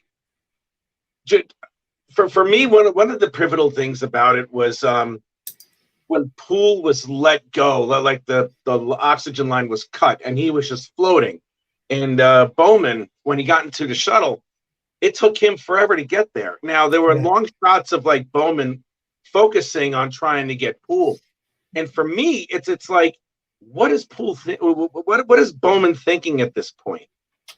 What is Bowman thinking? Does he think he's really going to rescue him? And then, like the long pause when he realizes that he's going to be dead, it's not going to work. That's when he lets it go, and it's like, what's next? And then when he goes back and he talks to Hal, it's just, that's immersive. And I'm so glad you brought up Kubrick when you said that, because a lot of people these days hardly remember anything that Kubrick has done. Yeah, really, you know. Well, and it's 2001 is my favorite film of all time. It's one of the greatest films I've ever seen in my entire life. And that sequence you say when Bowman goes after Poole, I think what you see there is a very, very well trained astronaut going after his colleague. But when, like you say, when he realizes, because he knows he's already dead, he knows before he goes, but his training kicks in, and then when he gets to him and he gets him on the clamp things, doesn't he, on the pod? that's when he becomes human again, because he realizes then that he's dead, but Hal has caused it, and he has to. And if he doesn't get back in that spacecraft, he's dead as well. You know, that's. And Yeah. I think Wow. Kubrick, You just expanded my vision on that. Thank you, Glenn. So yeah. You're right. Well, you're there anyway. But that's what's so good about it, is that it makes you think. And like you said, it takes Bowman forever to get there, because he gets in the pod and he moves really slowly. He doesn't panic like an astronaut wouldn't panic. Yeah. Like on Apollo 13, those guys did not panic. Because if they panicked, they would have been dead. So they're calm, and that's why those guys are there, because they're calm, and they're calm. And when Bowman's going down, when he's looking at the monitor, isn't he? And Poole spins away, and he knows something's wrong. He's still got to get down to the pod bay, and then he has to get in the pod. Then he has to close the pod and pressurize the pod and press all the guidance systems in the pod. And it takes him 4 years to get to Poole, and he knows he's already dead. Yeah. And that's the genius of Kubrick, because he makes you watch it. But if you don't have the attention span, then I think you've lost, not him. He immersed for me, it immersed me more. It immersed me greater into the movie, because it showed what that entails. Because usually in one of these movies right now, it's like, oh no, Poole is escaping out into space. And then you'd probably see some sort of really close-up dramatic shot. Like he's screaming. And then 2 seconds later, you would see Bowman jump into it, over the hot babe with the big boobs to get in there. And it's like, get out of my way. And it's like, going through an asteroid field or something. And it would take like 5 seconds to get to him, but Poole would still be dead. Yeah. This really brings the humanity into it. You're right. You're 100% right. And I wish I noticed that. I didn't see that. But you're right. It reestablishes when going from the training to the humanity, where it's like, I can't do anything with him. And I don't know if maybe he didn't even have enough power to get back on his own with carrying whatever it might be. And it's just, it's just so much better when you have the ability to show a story instead of tell it. Yeah. And that's what you do. That's what you do with these panels that I see here. And could we go to for a minute? Can we go to the strip that we saw before? I can't. That's Pops. I don't know where he's. Oh, there it is. This one over here. I love this. I love this. This is expert. This is absolute expert. Whatever storytelling. This is lovely. Thank you. He comes out, and then all of a sudden, it's this. It's really fantastic. It really is. So the thing is about Hatch is that he lives alone on his asteroid. He doesn't speak. What's it all about, by the way? Pardon? Well, what is Hatch all about? Please refresh my memory. He's a little guy. He lives on the asteroid all on his own. This is why he doesn't speak. He does make noises, but he doesn't speak because he's got nobody to speak to. He's never seen anyone. There's nobody there. And all these things happen to him. Like you see this, it's snowing. He comes out and then bang, a snowball. So where did that come from? There's nobody else there. And as it progresses, he doesn't lose his mind, but he becomes more and more bewildered because all these things are happening around him. Yeah. And he finds pyramids and stuff, and he goes in them, and when he sees the hieroglyphics, and they're all him. You know, the hieroglyphs of the guys on the walls, they're all him in the pyramid, and he's just working it out. But I'm going to do him going. He's also a time traveler, and his little hatch there that he lives down. That's going to pop up on on Normandy Beach, when all the guys are landing there, this kind of thing. It's just all this stuff going on, and it just goes on from there. But he's a funny little guy, and he just lives on his own on an asteroid. And like I said, these things happen to him. I mean, how does it snow on an asteroid? But who's throwing the snowball? It's just it was designed for two things. Like I said, it was a design in my trying to enhance my ability of telling the story in pictures, and also it was initially designed for a strip, a newspaper strip. But as you know, newspaper strips are about half an inch wide now, and then you can't get in there anyway unless you've got the next Peanuts, But I always used to think, why is this not the next Peanuts? You know what I mean? But then I decided to put them out myself. I mean, is it King Features Syndicate that they still the absolute tip top of newspaper strips. What do they get? Like 6,000 submissions per year? Something like that, along those lines? Yeah. I mean, that's insane. Dude, and maybe one or two of them go through. Well, I can't imagine they look at them all, and you can't really blame them, can you? My friend Keith Williams worked on the Phantom strip for the longest time, and they're there with King Feature Syndicate. And I asked him about submitting to them, and he goes, "Rich, even at this point, it's like 6,000 per year, and maybe one or two get chosen." And this, as a matter of fact, this was this was like in the late 90s, early 2000s. He told me this, and I can imagine the number going up or going down, depending. Well, it might be going down as a result of social media with webtoons and stuff like that. But I'd rather see something like this in a newspaper, to be honest with you. Yeah, I did some colored versions of it, and this kind of thing. So I just thought, well, I'm not going to wait around for King Features to recognize my genius, So I just decided to put it together myself and put it out there. And it's doing all right. This is really good work, Glenn. It really is. Makes my heart sing, because I rarely see art that tells the story. Well, it gets better now. What's up, Cody? On the color. You're doing the colors by yourself on that one, aren't you? And the letters. I do everything. That's gorgeous. Glenn? Yes. What are you using for color there? Ink, just colored ink. I'm using Daily Rowney and another set of inks, and I just mix them up and just put them in there. But I tell you, I used to, in the 80s, I used to do a comic called Forest, and I used to do used to do all the artwork. It was in black and white. And I used to do the lettering, and I'm not bad at lettering, but I'm really finding my way back to it, and I'm just doing it on the board. Oh my God, I remember. Oh Jesus, man, I love that. And it's just wonderful to do, and I just can't work out why artists can't spend a bit of time. Oh, I don't know why. It's just another thing, I guess. But it's great fun. It's great fun working it out, just doing all the lettering and everything. I mean, this is the second book. These aren't for sale yet. I suppose they will be at some point. I love that. And you've got all the color samples here that I mix. Makes it real. It does. Pops, look how subtle that is. Dude. You see that? I mean, just the subtle changes in the sand dune. It's the storytelling again. Stuff that's coming off of it, like this, the dust. Spyong. Oh, did you put that in there too? Yeah. Oh, I'm a fanboy again. Look at this. You can see all the white. You can see where the white went out to work it out. Can you see it? I do see it. Yeah.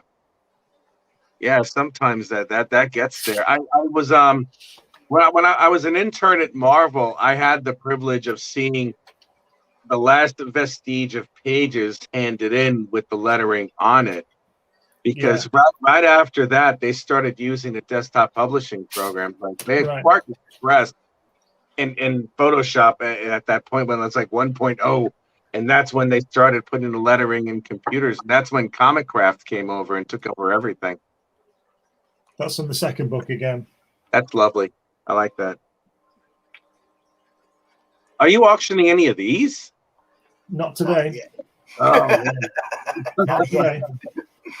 Oh, these are all from the second book, which I'm hoping is going to be out at the end of the year, but I'm not sure yet. I've got about 8 or 9 pages to do on it. All right. Are you going to hit any conventions this year in the UK? Probably not. Okay. I went to the one in Nottingham over the weekend, and no one met me before. Maybe one person knew me or something. I wound up selling 40 copies of the first chapter of Incantessi. Wow. That's one thing. I think you would do a hell of a lot better if you showed your book and that art there, because I got a nice response from the art. If they saw the art that you have there, the way that it's colored, you would be the talk of the town. That's not. Well, I want you to know, Rich, there was people, I don't know if they didn't get the memo that he's going to be doing this tonight, but there was people all weekend long hitting the chat going, is Glenn auctioning off any hatch art? Where's Glenn? Where's the hatch art? I heard it like 3 or 4 times. Now, I do want to say that this man right here, Pop Culture Avenger, was the most generous of buyers all weekend long. And I want to show him real fast what all 4 pieces that you have up here are. First, the one, this is the one that's 65 starting bid. I think it, what'd you say, like page 18 from book 1? Yeah. Okay.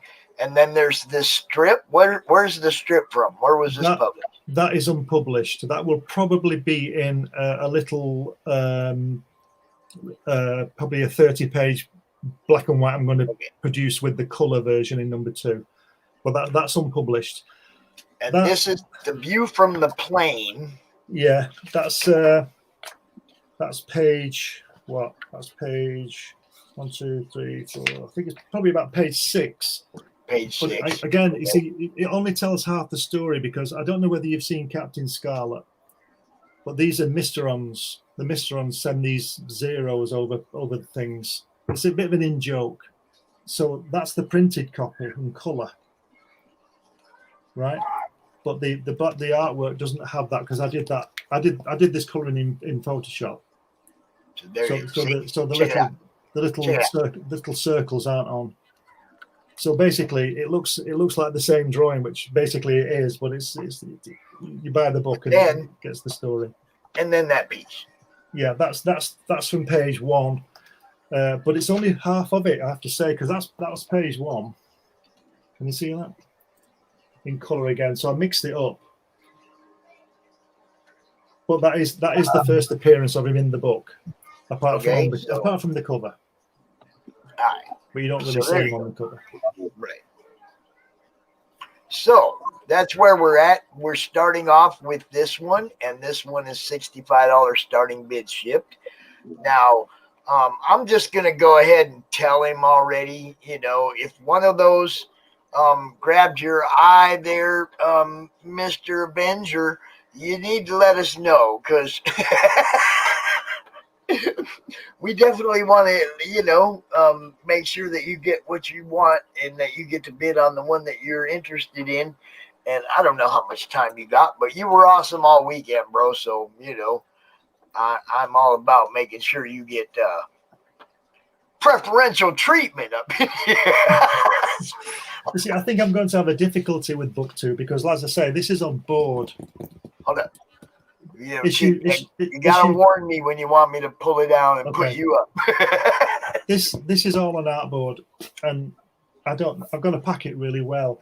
But the first issue art that you're showing is on cartridge paper, so it can roll, and I'll send it in a little box. I won't send it flat. I'll send it in a box, and it's rolled. They can just take it out and put it in a frame or whatever. It won't be damaged. But this stuff. How big are the pieces? I mean, you got the original. You got them right there handy. Yeah, A3. A3. Oh yeah. Ah. Oh, I love that. The one with the Mysterons is that one. All right, there you go. They are right there. You see them. You see how big they are. It looks like 11 by 17 or something in that area. And I've got some nice color ones as well. But like I say, these are on board. These are just roughs. These aren't pages. These are just roughs and me just testing colors and all this kind of thing. These are hatch doodles. Yeah. Hatch doodles. You have something like that of mine, Pops, don't you? This one right here, Pop Culture Avenger, the starting bid on this one is $65. What are you going to do for the other 3? The other one, one. What do you want a starting bid on that? We'll go with let's say 30 quid on that. I'm not sure. That's about what? About I don't know. I'm not sure. $45, is it? Okay. Okay. So that one, the starting bid will be $45. Yeah. This one. I'm not sure again. What was the first one we did? First one was 65. Yeah, 65. we'll go for 65 on that mystery one as well. Yeah. And then this bad boy right here's got to be 75. Yeah, easy. Yeah. Okay. And So- all the postage is included. Yeah. So there you go. You got this one at 45, this one at 65, this one at 65, and this one is 75 shipped. Yeah, I'll sign them and do whatever you want with it. Now hold up, 75. leave it there. I'm thinking $75. You're thinking 75 quid. We gotta make sure we get that right. This one. Yeah. This one right here that's on the screen. Yeah. Dollars. Probably like 85 or 90, right? Dollar wise? 90, yeah. $90. Okay. $90 for this piece right here. We're going 65 starting bid on those two and 45 on that one, right? Yeah. Yeah. Okay. So 90 on the first time he sticks his head up out the hatch, y'all. And it is the first time he sticks his head up out the hatch in the book. So, and yeah, he likes your color doodles too. Well, speaking of color doodles, I've got two of these books. Oh yeah. I don't know what these are. I don't think these are going to go now because I've got to work a price out. But what it is basically, there's about 40 pages in each, and it's just doodles. Make him an offer right now, Pop Culture Avengers. 40 pages of doodles. It just goes on. It just goes on, and it's just all these doodles over the time, you know. If you're a fan of Glenn Fleming, this is the book to own. Nobody will ever own any of this stuff other than you. 90 on the one, bid confirmed. All right, that's the one we're working on. Wow. Okay. Excellent. Confirmed right here. So this is the one we're auctioning off right now. Thank you, Anybody Pop else wants Culture. to get up in this, you better get up in it now because Pop Culture Avenger is on the clock. We're going to give this 5 minutes looking for a next bid. If we don't got no next bid, we're going to do the going once, going twice. But this is the first time Hatch sticks his head up out of there, guys. You know, it's Doodle the book. first appearance of Hatch. I mean, I realize he's on the cover, but in the story, this is the first time he sticks his head up out of his hole. So, Yeah. you know, it's a good piece to own for sure. Now, Pop What is Culture, acceptable for the 40-page doodle book? Well, and I really don't know. You're going to all have to help me on that because I don't have a clue. But 40 pages of original doodles has got to be. I really don't know. I don't that's know. just. I mean, if that's $90 for a black and white 3 panels and there's 40 pages with about 10 drawings on each page, man. I don't even know what to say about that. I don't know. Give me the keys to the car. Yeah.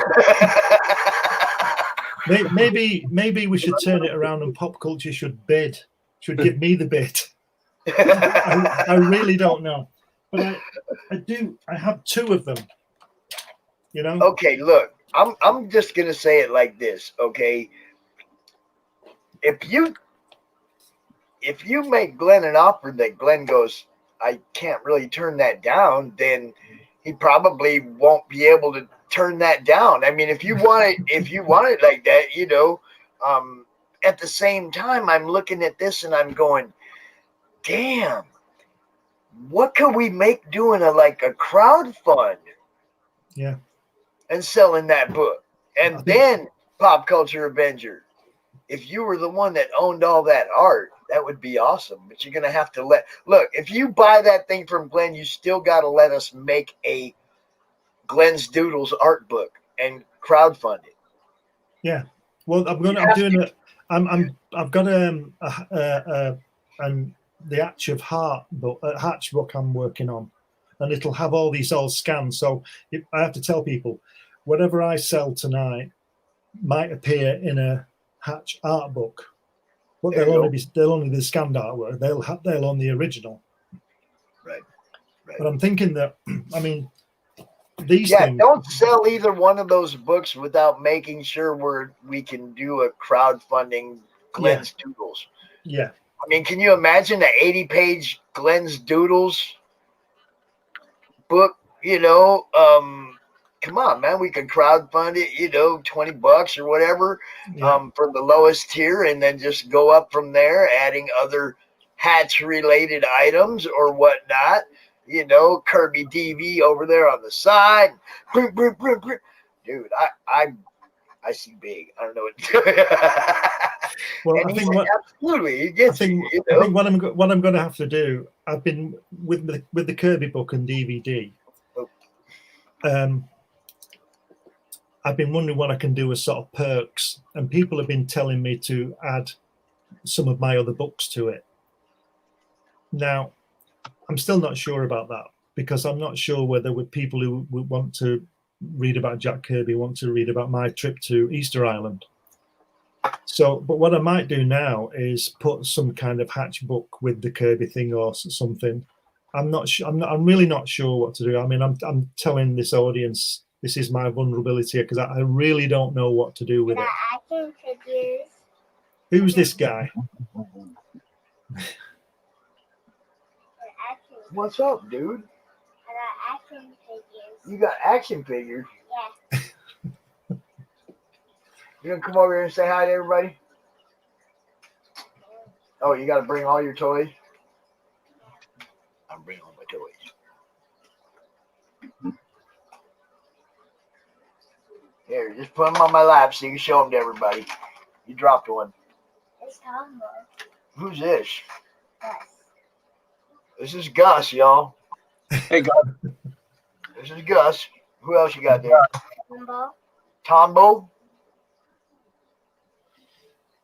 All right. Who else you got? And this is Megs. Megs. This is Megs. and every TV Mean Duddy. Meg. And what? Every TV Duddy. Every TV Duddy? I don't even know what he's saying. Every TV Duddy. Ryan. Oh, this is the Ryan that he drew the night before last. Remember when he was out here drawing? Yeah. This is Ryan. Okay, he drew Ryan. Ryan. Oh, and another Ryan. I guess the Lego version. Ryan. And another Ryan, the Kung Fu Grip version. Yeah, the Kung Fu Grip. And who? Mo. Mo. That looks more like Rich than Mo. Hold up. That's got the Rich look to me. I don't know. What do y'all think? Don't insult that poor action figure. Don't insult that thing. It looks like him, huh? Pops, there's something that I have to take care of now. May I vacate the premises early and I'll just see you next week? You're fine, bro. Thanks Glenn, for coming out. As always. Glenn, I this is really eye-opening. I love your stuff. You're you're really good.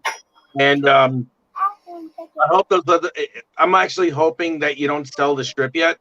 So at some point or another, if you don't sell it, I'm probably going to get it from you. Okay. You guys take care. I'll see you later, man. Thanks, Rich. See you later. You're welcome, Glenn. Good luck. Thank you. See ya. See you later, Pop. Peace. All right, let me catch up with this chat here real quick.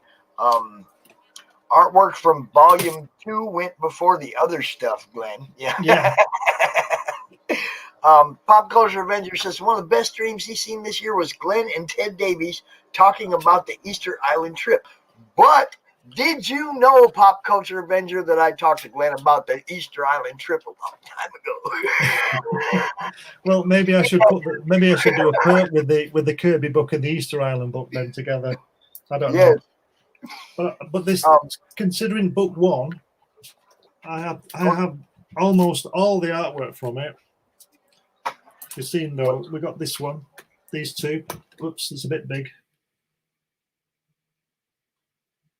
And it all makes a bit more sense when you read the book, the comic. Just a minute. Let's have a look. And I've also got these strips as well.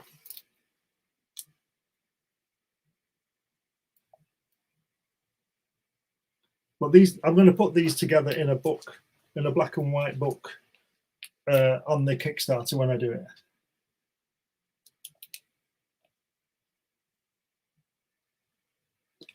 But I have lots of this stuff. Glenn, you got to do a coloring book, bro. Yeah. You got to do a coloring book. Yeah, we've thought of that. Yeah, Coloring book. That's not Gengar. That's Hatch, dude.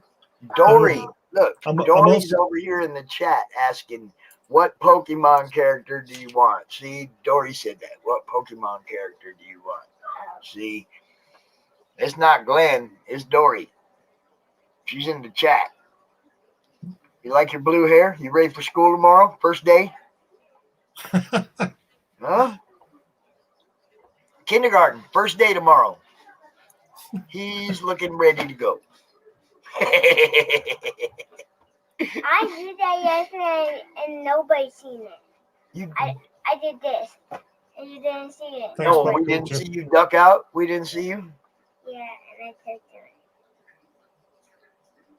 Is it time to eat yet?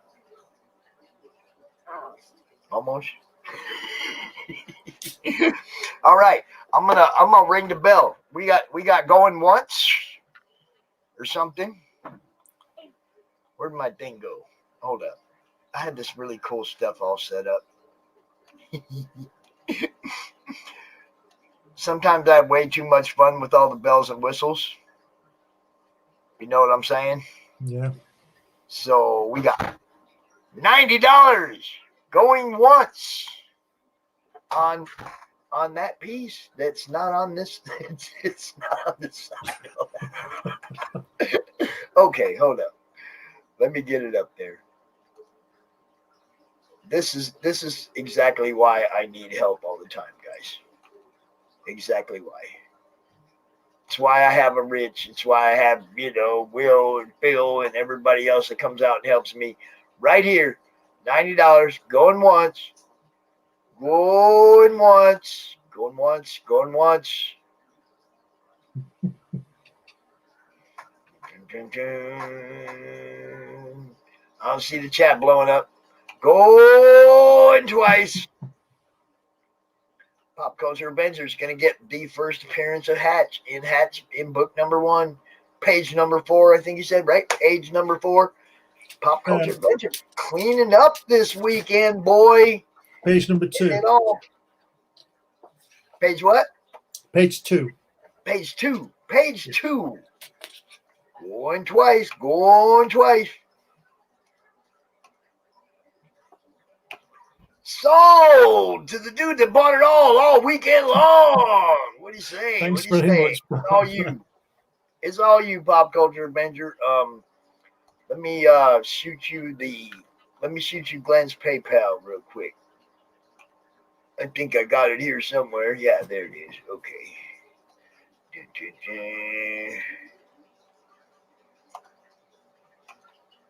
All right.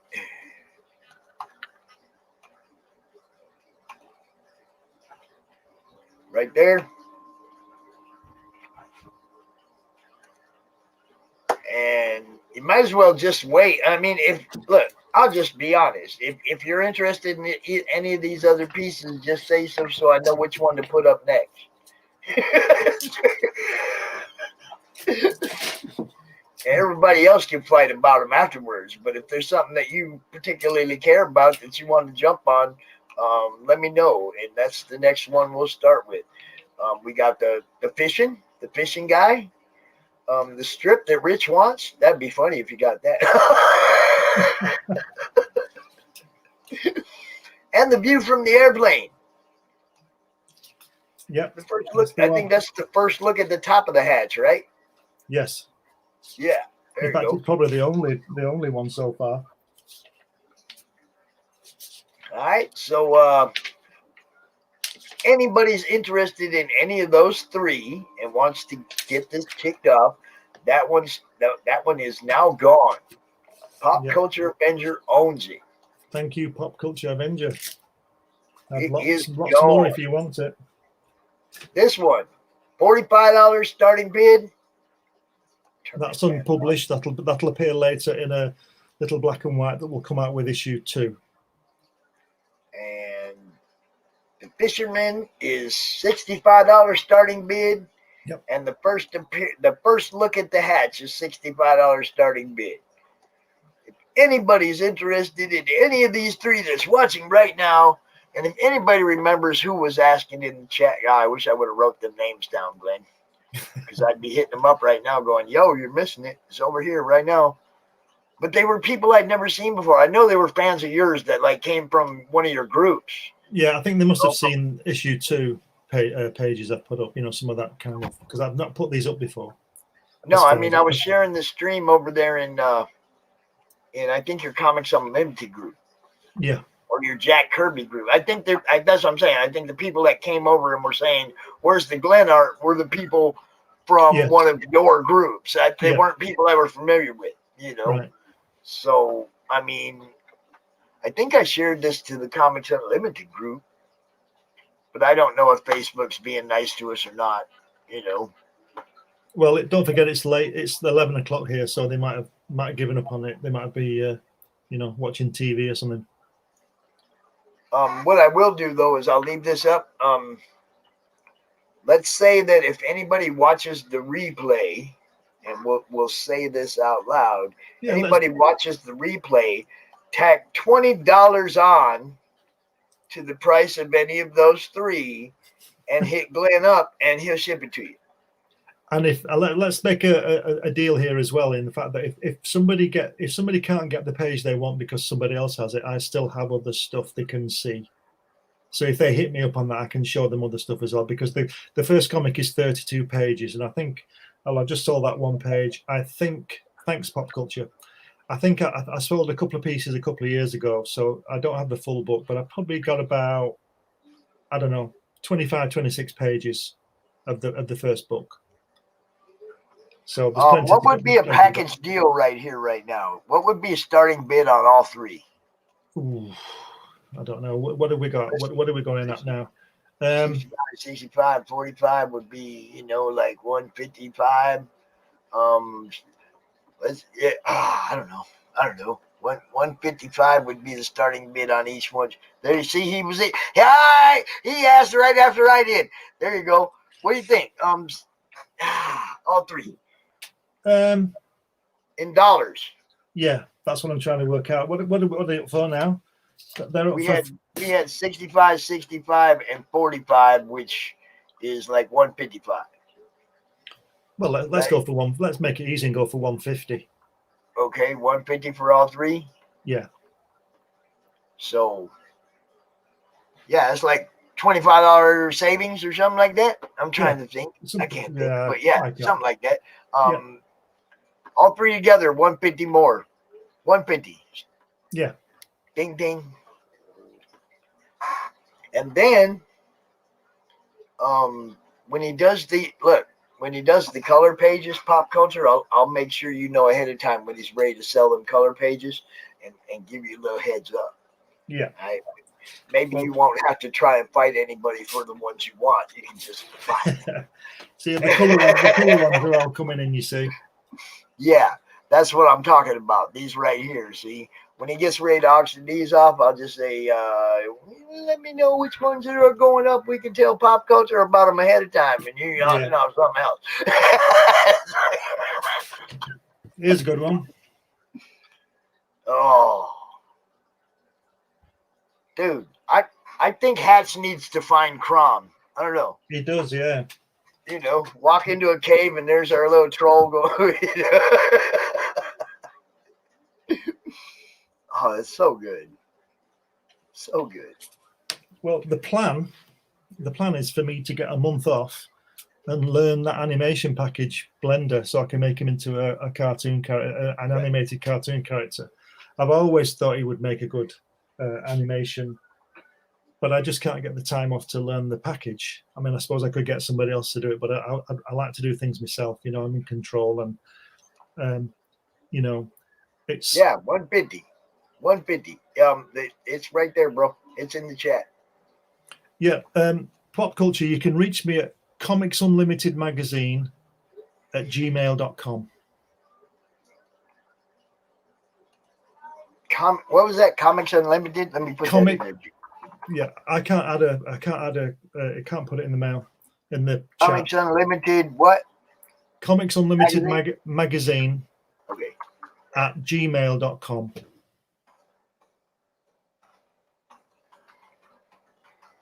There you go. Great. Thank you very much. That's brilliant. That's it. Yeah. There you go. But I've got lots of other stuff as well. Pop Culture Avenger doesn't do Facebook. He doesn't do Twitter. Right. So, email is the only way you can really communicate with him. But yeah, man, did you just buy those so that I can take the rest of the night off?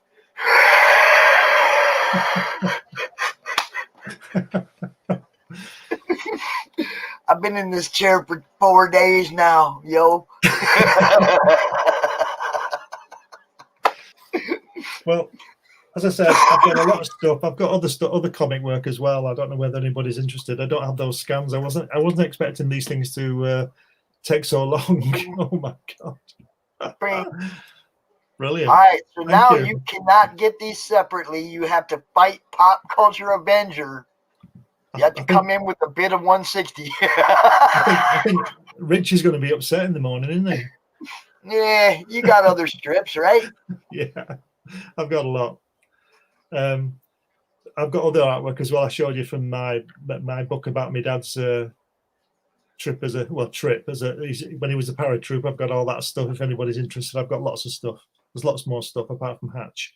Tons of stuff. And anybody who wants to buy it can buy it. Yeah, here 160 shit. Oops, wrong banner. I'm doing this all messed up, man. How did I get that banner up there? No. And I did that one wrong. All right, 150 for all 3 pages, or all 3 pieces, the 2 pages and the strip. Yeah. Do I hear 160? Whoa. Yeah, I'm doing a great job. If Pop Culture gets the bid, obviously I'm paying for the postage, so I can put it all in the same thing and all that kind of thing. So you needn't worry about that. I'm paying for the postage. It's like he already had postage included in the first one that he already paid for, so it's just like sliding them in. Yeah. And oh man, damn, I want that dude's wallet just for one day. Yeah. No kidding. Yeah, I'm buying that. Yeah, I'm buying that. Yeah, I'm gonna buy that. Oh man, just for one day, I wish I had that dude's wallet. Yeah, if you email me Pop Culture, I can get your address and all that kind of stuff and see whether you want me to sign them on the front or the back or whatever you want me to do, and then we can get them off. So I can get them off to you. But that'd be great. So thank you very much. I'm really, really knocked out by all this. It's really good, and thanks to you, Pops, for doing it. And he got 2 pages of 47 Furious Tales yesterday too. He got pages from book 1. Out of that, first appearance of both the main characters and the first time somebody gets something chopped off with a katana. It's like you got, the first appearance of the blood swash, and it's like nice. Yeah, that's great. I think he bought $300 worth of art, or almost $300 worth of art that was going to charity. To the comic books for kids and all that stuff. Is like, wow, dude's all over it. That's thank brilliant, you, bro. No, thank you. Look. Now there it is. Most importantly, he got Dory's surrender too. So dude was all over it, man. He got some of everybody's art this weekend. Pretty damn cool. Appreciate you, bro. Definitely. Hope he's going to open a museum. Dude, I'm going to give you all a few more minutes if nobody jumps. These are all going to Pop Culture Avenger. And I'm going to say right now, I can't think of a better home. Glenn, he bought like 12 or 13 pieces of art. He's going frame shopping, isn't he?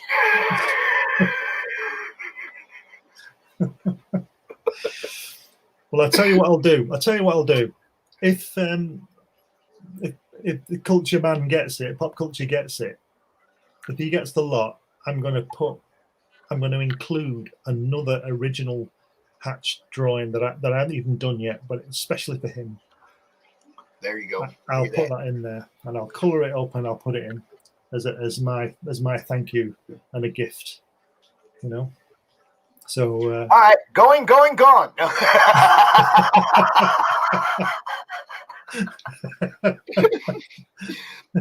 Nobody's gonna want to take that away from him now, though, Glenn. Well, that's it. You see what I'm saying? Man, I'm not gonna bid 160 and take away his chance to get a drawing. Hey, it's amazing. It's been a great weekend, you guys. I'm definitely going to be taking a day or two off. Good. Thursday's my birthday. My old ass, 58 years old. I know that's young to you, Glenn, but I'm 58 years old.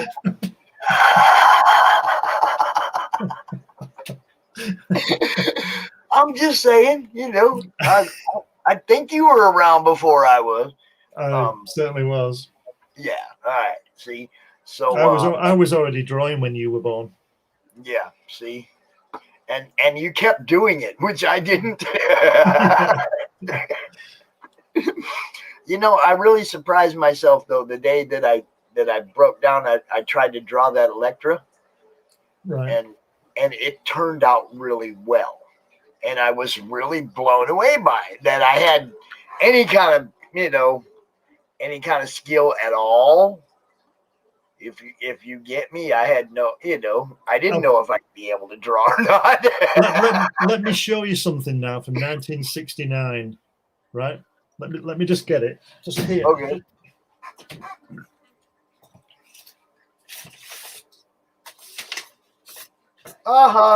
Look. This is. Look what Dave said. This is what I was doing in 1969 when I was 14. You were 14 in 69 and I was 6. Yeah, let me just show you this. I had a comic character called the Black Diamond. This is all done in pencil and inked in with a biro and then coloured with coloured biros and felt pens. This is from 1969. Now look, and everybody tells me that hands are one of the hardest things for people to draw. Not bad for a 14-year-old, that is it? No, it's not bad at all. So, I mean, people told me when I first tried doing that you know, hands are something that's really hard, you know. Yeah. I mean, the proportions aren't good, but I'm only 14, you know. That's mine. That's my Electra. That's the first thing I drew when I was 54. Right. 54 years old when I picked up something and went, you know, I want to try to seriously draw something, you know. But I mean, you know, then it went to Drunken Frosty. Okay. Yeah. Okay. And then the enslavement bracelet, Lady Death. We got some Thanos. I drew that looking at an action figure. Right. This was Billy Tucci's cover from MegaCon 2017. Right, that's great. And I drew that, and that's like, you know, and that Ace Frehley that I drew last week for Cheyenne. That's the total of my art. That's it. That's the total of my everything that I've drawn since I thought about, wow, I want to try and see what you guys go through. Well, when I was 7 or 8, I produced a comic called Spitfire, the Spitfire, right, after the plane, with my friend Paul Cook, and we wrote and drew these stories, and we drew the comic. And I always remember his grandma was there one day, and she asked us what we were doing. So Paul said, "We're drawing this comic, Grandma," and she told him off because she thought he was lying. She said, "You haven't drawn that." So, and we were 8 and 9. I don't have those now. The earliest drawing I've got artwork of mine is from when I was 13, and I drew a lunar module because they were all going to the moon then and all that kind of thing.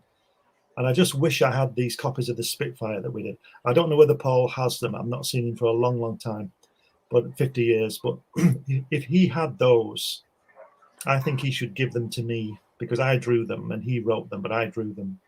But I don't. I would doubt that he has them. But that would be great to see, wouldn't it? You know, the artwork from then. I mean, it's probably not very good, but it would be great to see. I think I can remember in my 20s, I drew a picture of myself looking at my face in the mirror. Yeah. I think I might have done something like that in my 20s, but I don't know what happened to it or anything, but it wasn't bad. It looked like me, you know what I mean? When I started college when I was 18, well, I was 17, when I turned 18, we had to draw ourselves from memory. No mirror, just from memory. And I've still got that drawing. And it's, you know, it's not the best, not the best, but it's all right, you know. But that was just not looking at anything.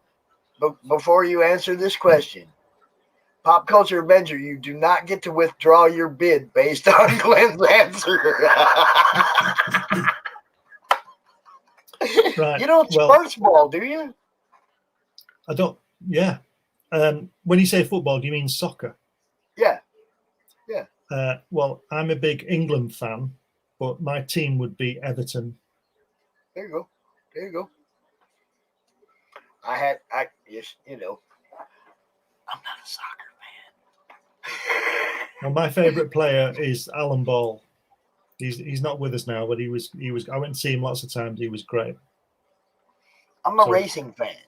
I like those guys that get in them Formula One cars and go really, really, really fast. Oh, I can never see the point of that. They just go too fast the same way all the time. Fast. And the guy who gets in front always wins. No, it's not true anymore. No, it used to be that way when there was only like 2 teams that were any good. Yeah, but Lewis Hamilton wins it every time now, doesn't he? Nah, he doesn't. He's fighting for that championship this year. Yeah, he's already won 7.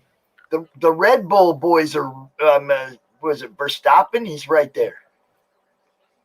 And what a name, right? That dude's dad's name was Jos Verstappen.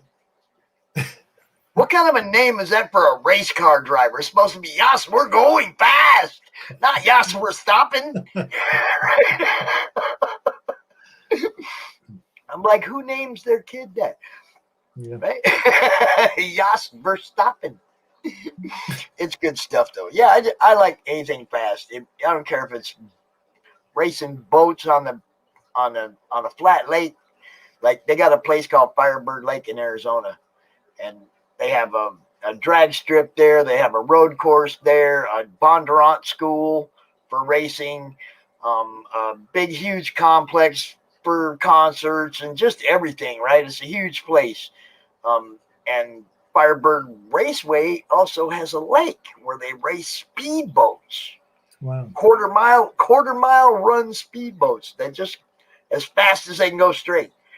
Man, seeing them come up out that lake and yeah, I like things that go fast. I don't care what it is. I'll watch marbles race down a hill. As long as they move. Glenn's like, what? They do that? Actually, you can see videos of that, Glenn. People racing marbles down the hill. People racing marbles down, like, you know how water will like a water trail will leave a big groove down a hill? Yeah. They'll race marbles in those grooves to the bottom of the hill. It's hilarious, man. If you don't even think about it, you turn it on because you're going to laugh about it. And before you know it, you're trying to pick which marble's going to win.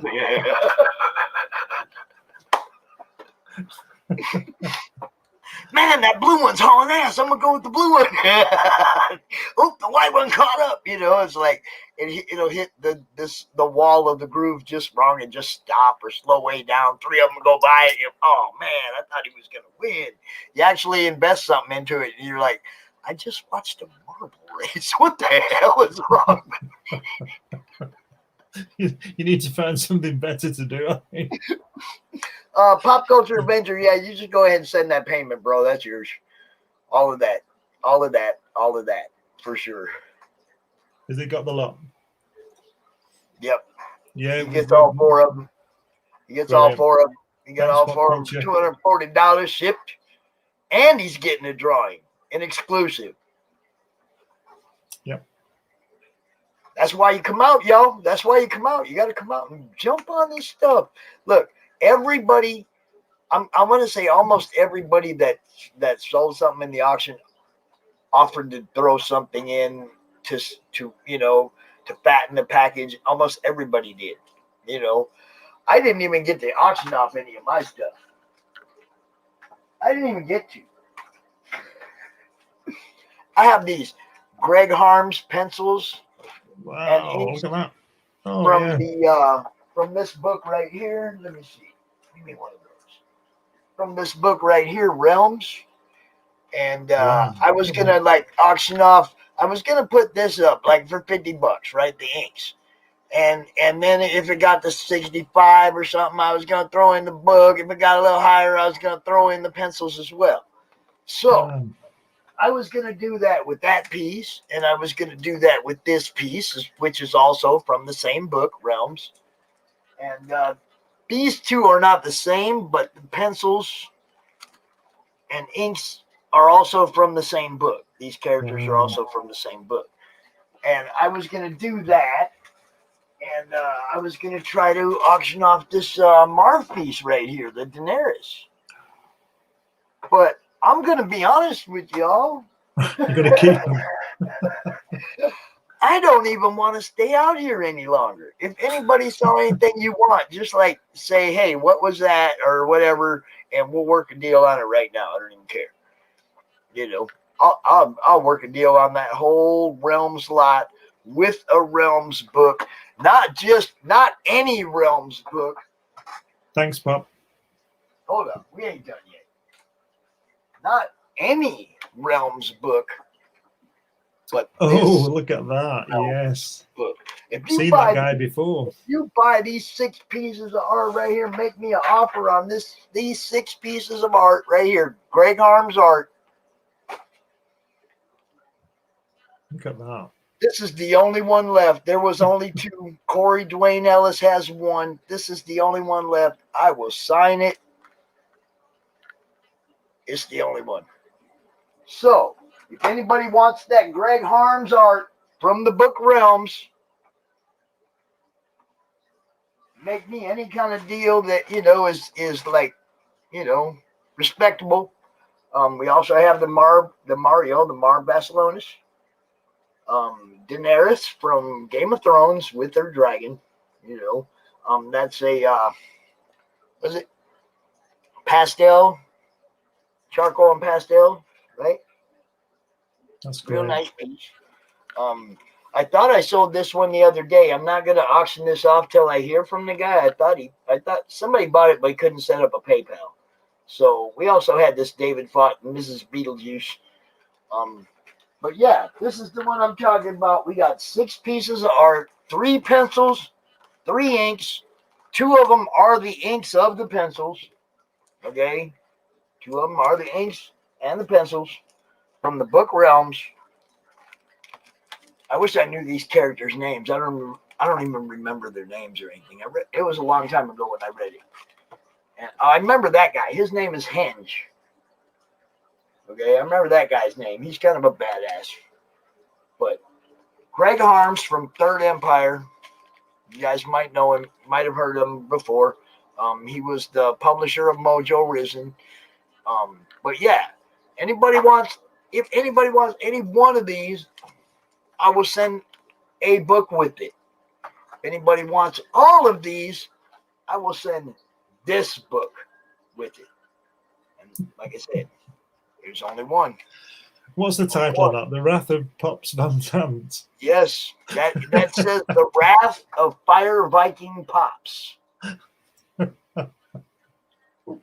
yes, that is. Hold up. I'll even do you one better.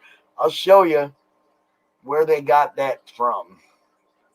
I'll show you where they got that picture from.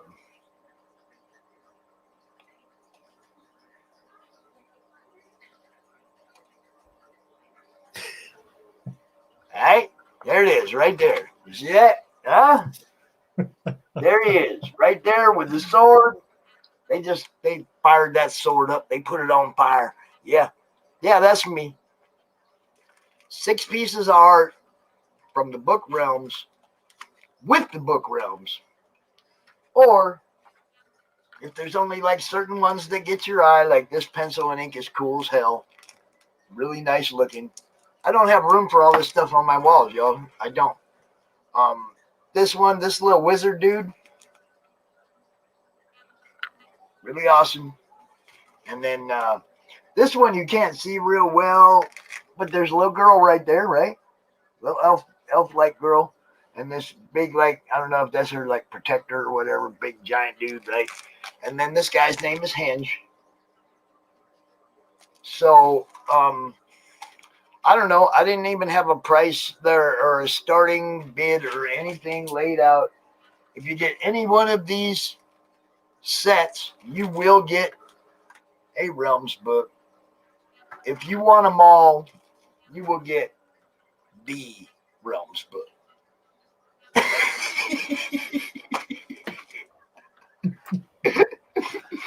So, I don't know. Just hit me up if anybody wants any of that stuff. You know, like I said, I don't really want to keep Glenn out here any longer. I don't want to be out here by myself trying to get people to buy art. That ain't no fun. You know? But there it is. Oh, dude, look, no, man, the kids got Grandpa as a Jedi. The kids got Grandpa as Pops. The kids got Grandpa all over the place, man. They ain't even tripping about that book. I ain't gonna lie. They got actual drawings of Grandpa on comic books. You know. Really, it's like Grandpa's all over the place. Don't worry about it. You know, you see these pins? That pin right there? Yeah. RJ from Critical Blast sent me those, right? Sent me a bag of them. All the kids have one stuck to their backpack going to school tomorrow. They all wanted one, man. Send them to your online shop. Shit, I need my own online shop is what I really need, but I never get around to doing that. I really do want to do that, though, because I want to sell the CromCon shirts that Lee Reese and Dale Robb are making.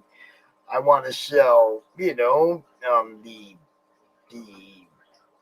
dog tags that Heather Ellen makes over here, the little CromCon, you know, comic related madness dog tags. The pins that Trish Bankstrom makes. You know, I ordered a bunch of those to give away, and then RJ sent me a big old bag of that other kind. Yeah. Yes, you did. You helped us out immensely. We love you for it. Yes, you did. Everybody. There was, you know, a lot of people that threw stuff our way. There was people that threw stuff at charities. It was amazing. I had a blast. Selling art out of books, number ones like 47 Furious Tales and then Hatch. You know, it's like, how many people get to go around saying, yeah, man, I got to help sell these pages out of these number one books? Especially like, what if 20 years down the road, those are the books? Yeah. Like the Turtles are today or something, you know? What if 47 Furious Tales is the one that everybody's looking at 20 years from now going, I wish I'd have got in on that. See, I was selling that art, man. Well, what they should do is buy all the artwork now, because I'm not sure I'll be here in 20 years. So, you know what I mean? Buy all the artwork now. Thank you so much, Pop Culture Avenger. Thank you, Pop Culture. Thank you. Dude, you killed it all weekend, man. I got nothing but love for you. Hang out. Speak to you later, Pop Culture. You come hang out anytime we're doing a stream, man. You're more than welcome. Yeah, you know please. Not just auctions, all of the streams, man. You're always welcome. You know, totally appreciate you. Glenn, glad I could help you out, brother. Fantastic. Thanks, Pops. Loved it. It's been great. It's been really good. Thanks very much. And thanks, Pop Culture Adventure, for buying my stuff. Thanks, Dory. Thanks, Dave. Texas Dave, for being in the chat. Just wait till he wants this one.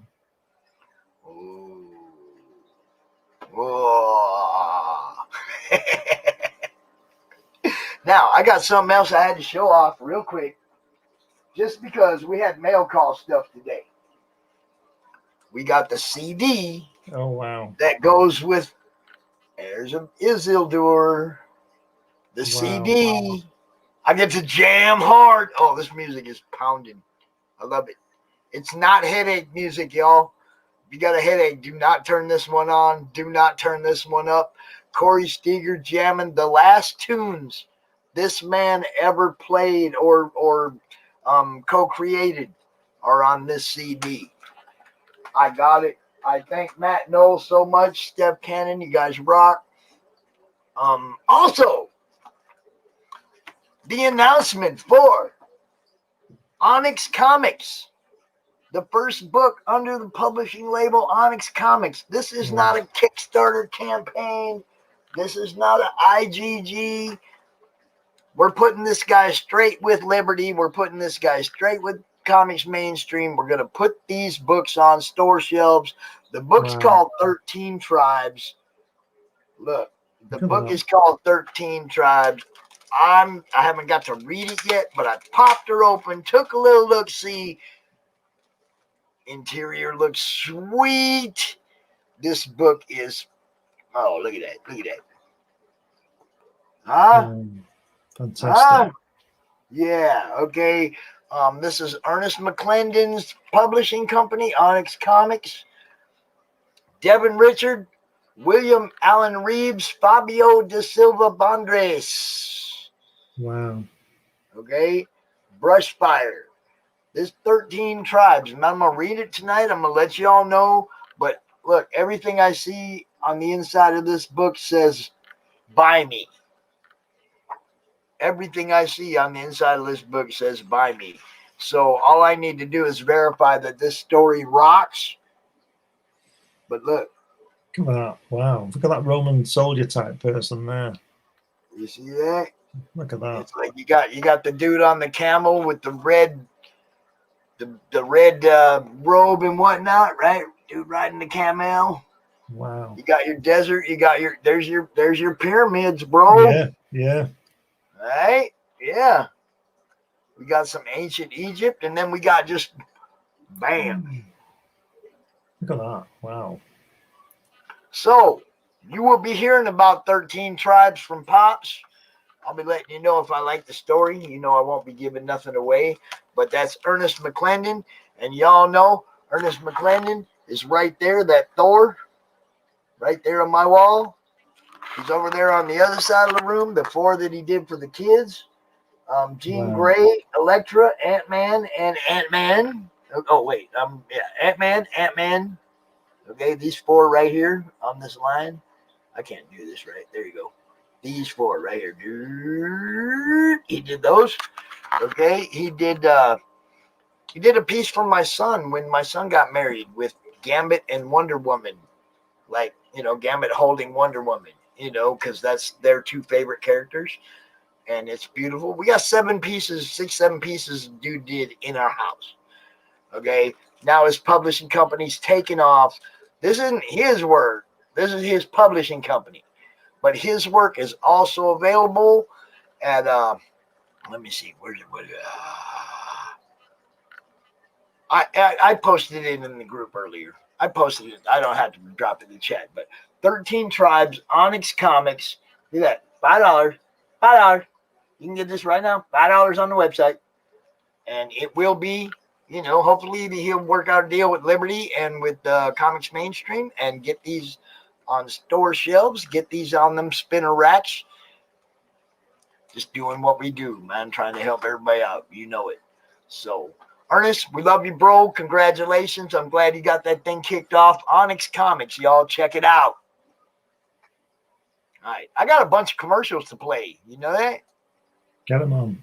You know anything about these commercials? I might know about one of them. All right, we're going to play that one first, and we're going to let you go on with your night, sir. You have a great night. Thank you so much for coming out. Everybody knows it. Everybody knows it. We have a blast. Really it's been great. Till next time. Thanks, everybody. Oh, hold up. One thing.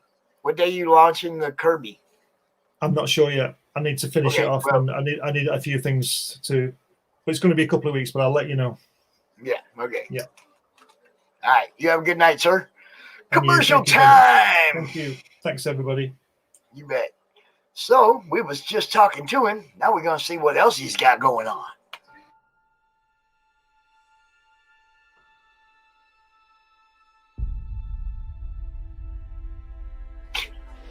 When they mine an area,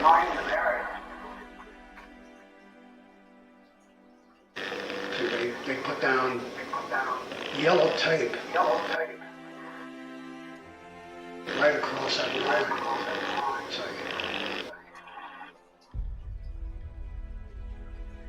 And if you walk on the wrong side of that yellow tape, you blow up. Boom!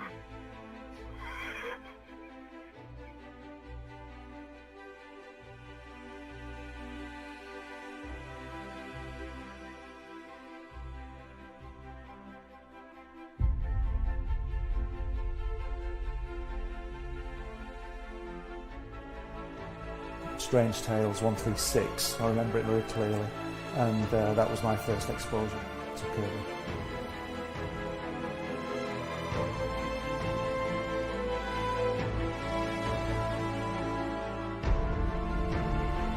And I wanted to show it to people.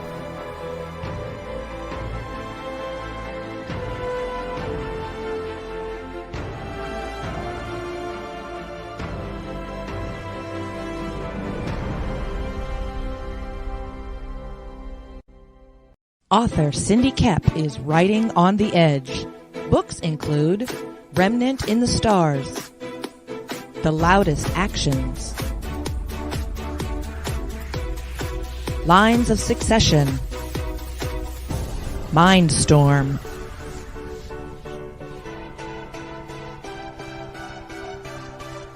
Condemned Courier, the Yerushalayim series, and Animal Eye.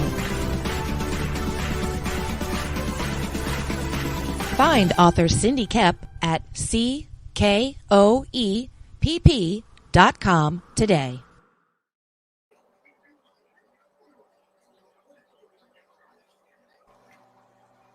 Gotta have my pops. Hello, my name is Dirk Hooper. I'm a comic artist and illustrator looking for work right now. I've been doing art professionally for well over 2 decades, and my art has been in 3 comics, several art books, novels, and magazines. And I've had work in galleries in the Netherlands, England, Belgium, China, and all over the United States. I offer comic-style illustrations, sequential art, and digital paintings on a wide variety of genres, including sci-fi, fantasy, gritty, noir stuff, and bad girls. You can find more about me and my work at Rainkin Studios. Contact me today to commission your custom artwork. Thank you. Hey, it's Belle from Liberty Entertainment Distribution. We've got quality indie comics in hand ready to ship to you now. Yes, really. And it gets better. At Liberty, publishers set their own wholesale pricing, and we don't take any fees, so don't wait. Call or visit me today at ledg.us or call 1-800-525-2091. Monday Madness is a production of the Madness Comic Network, providing online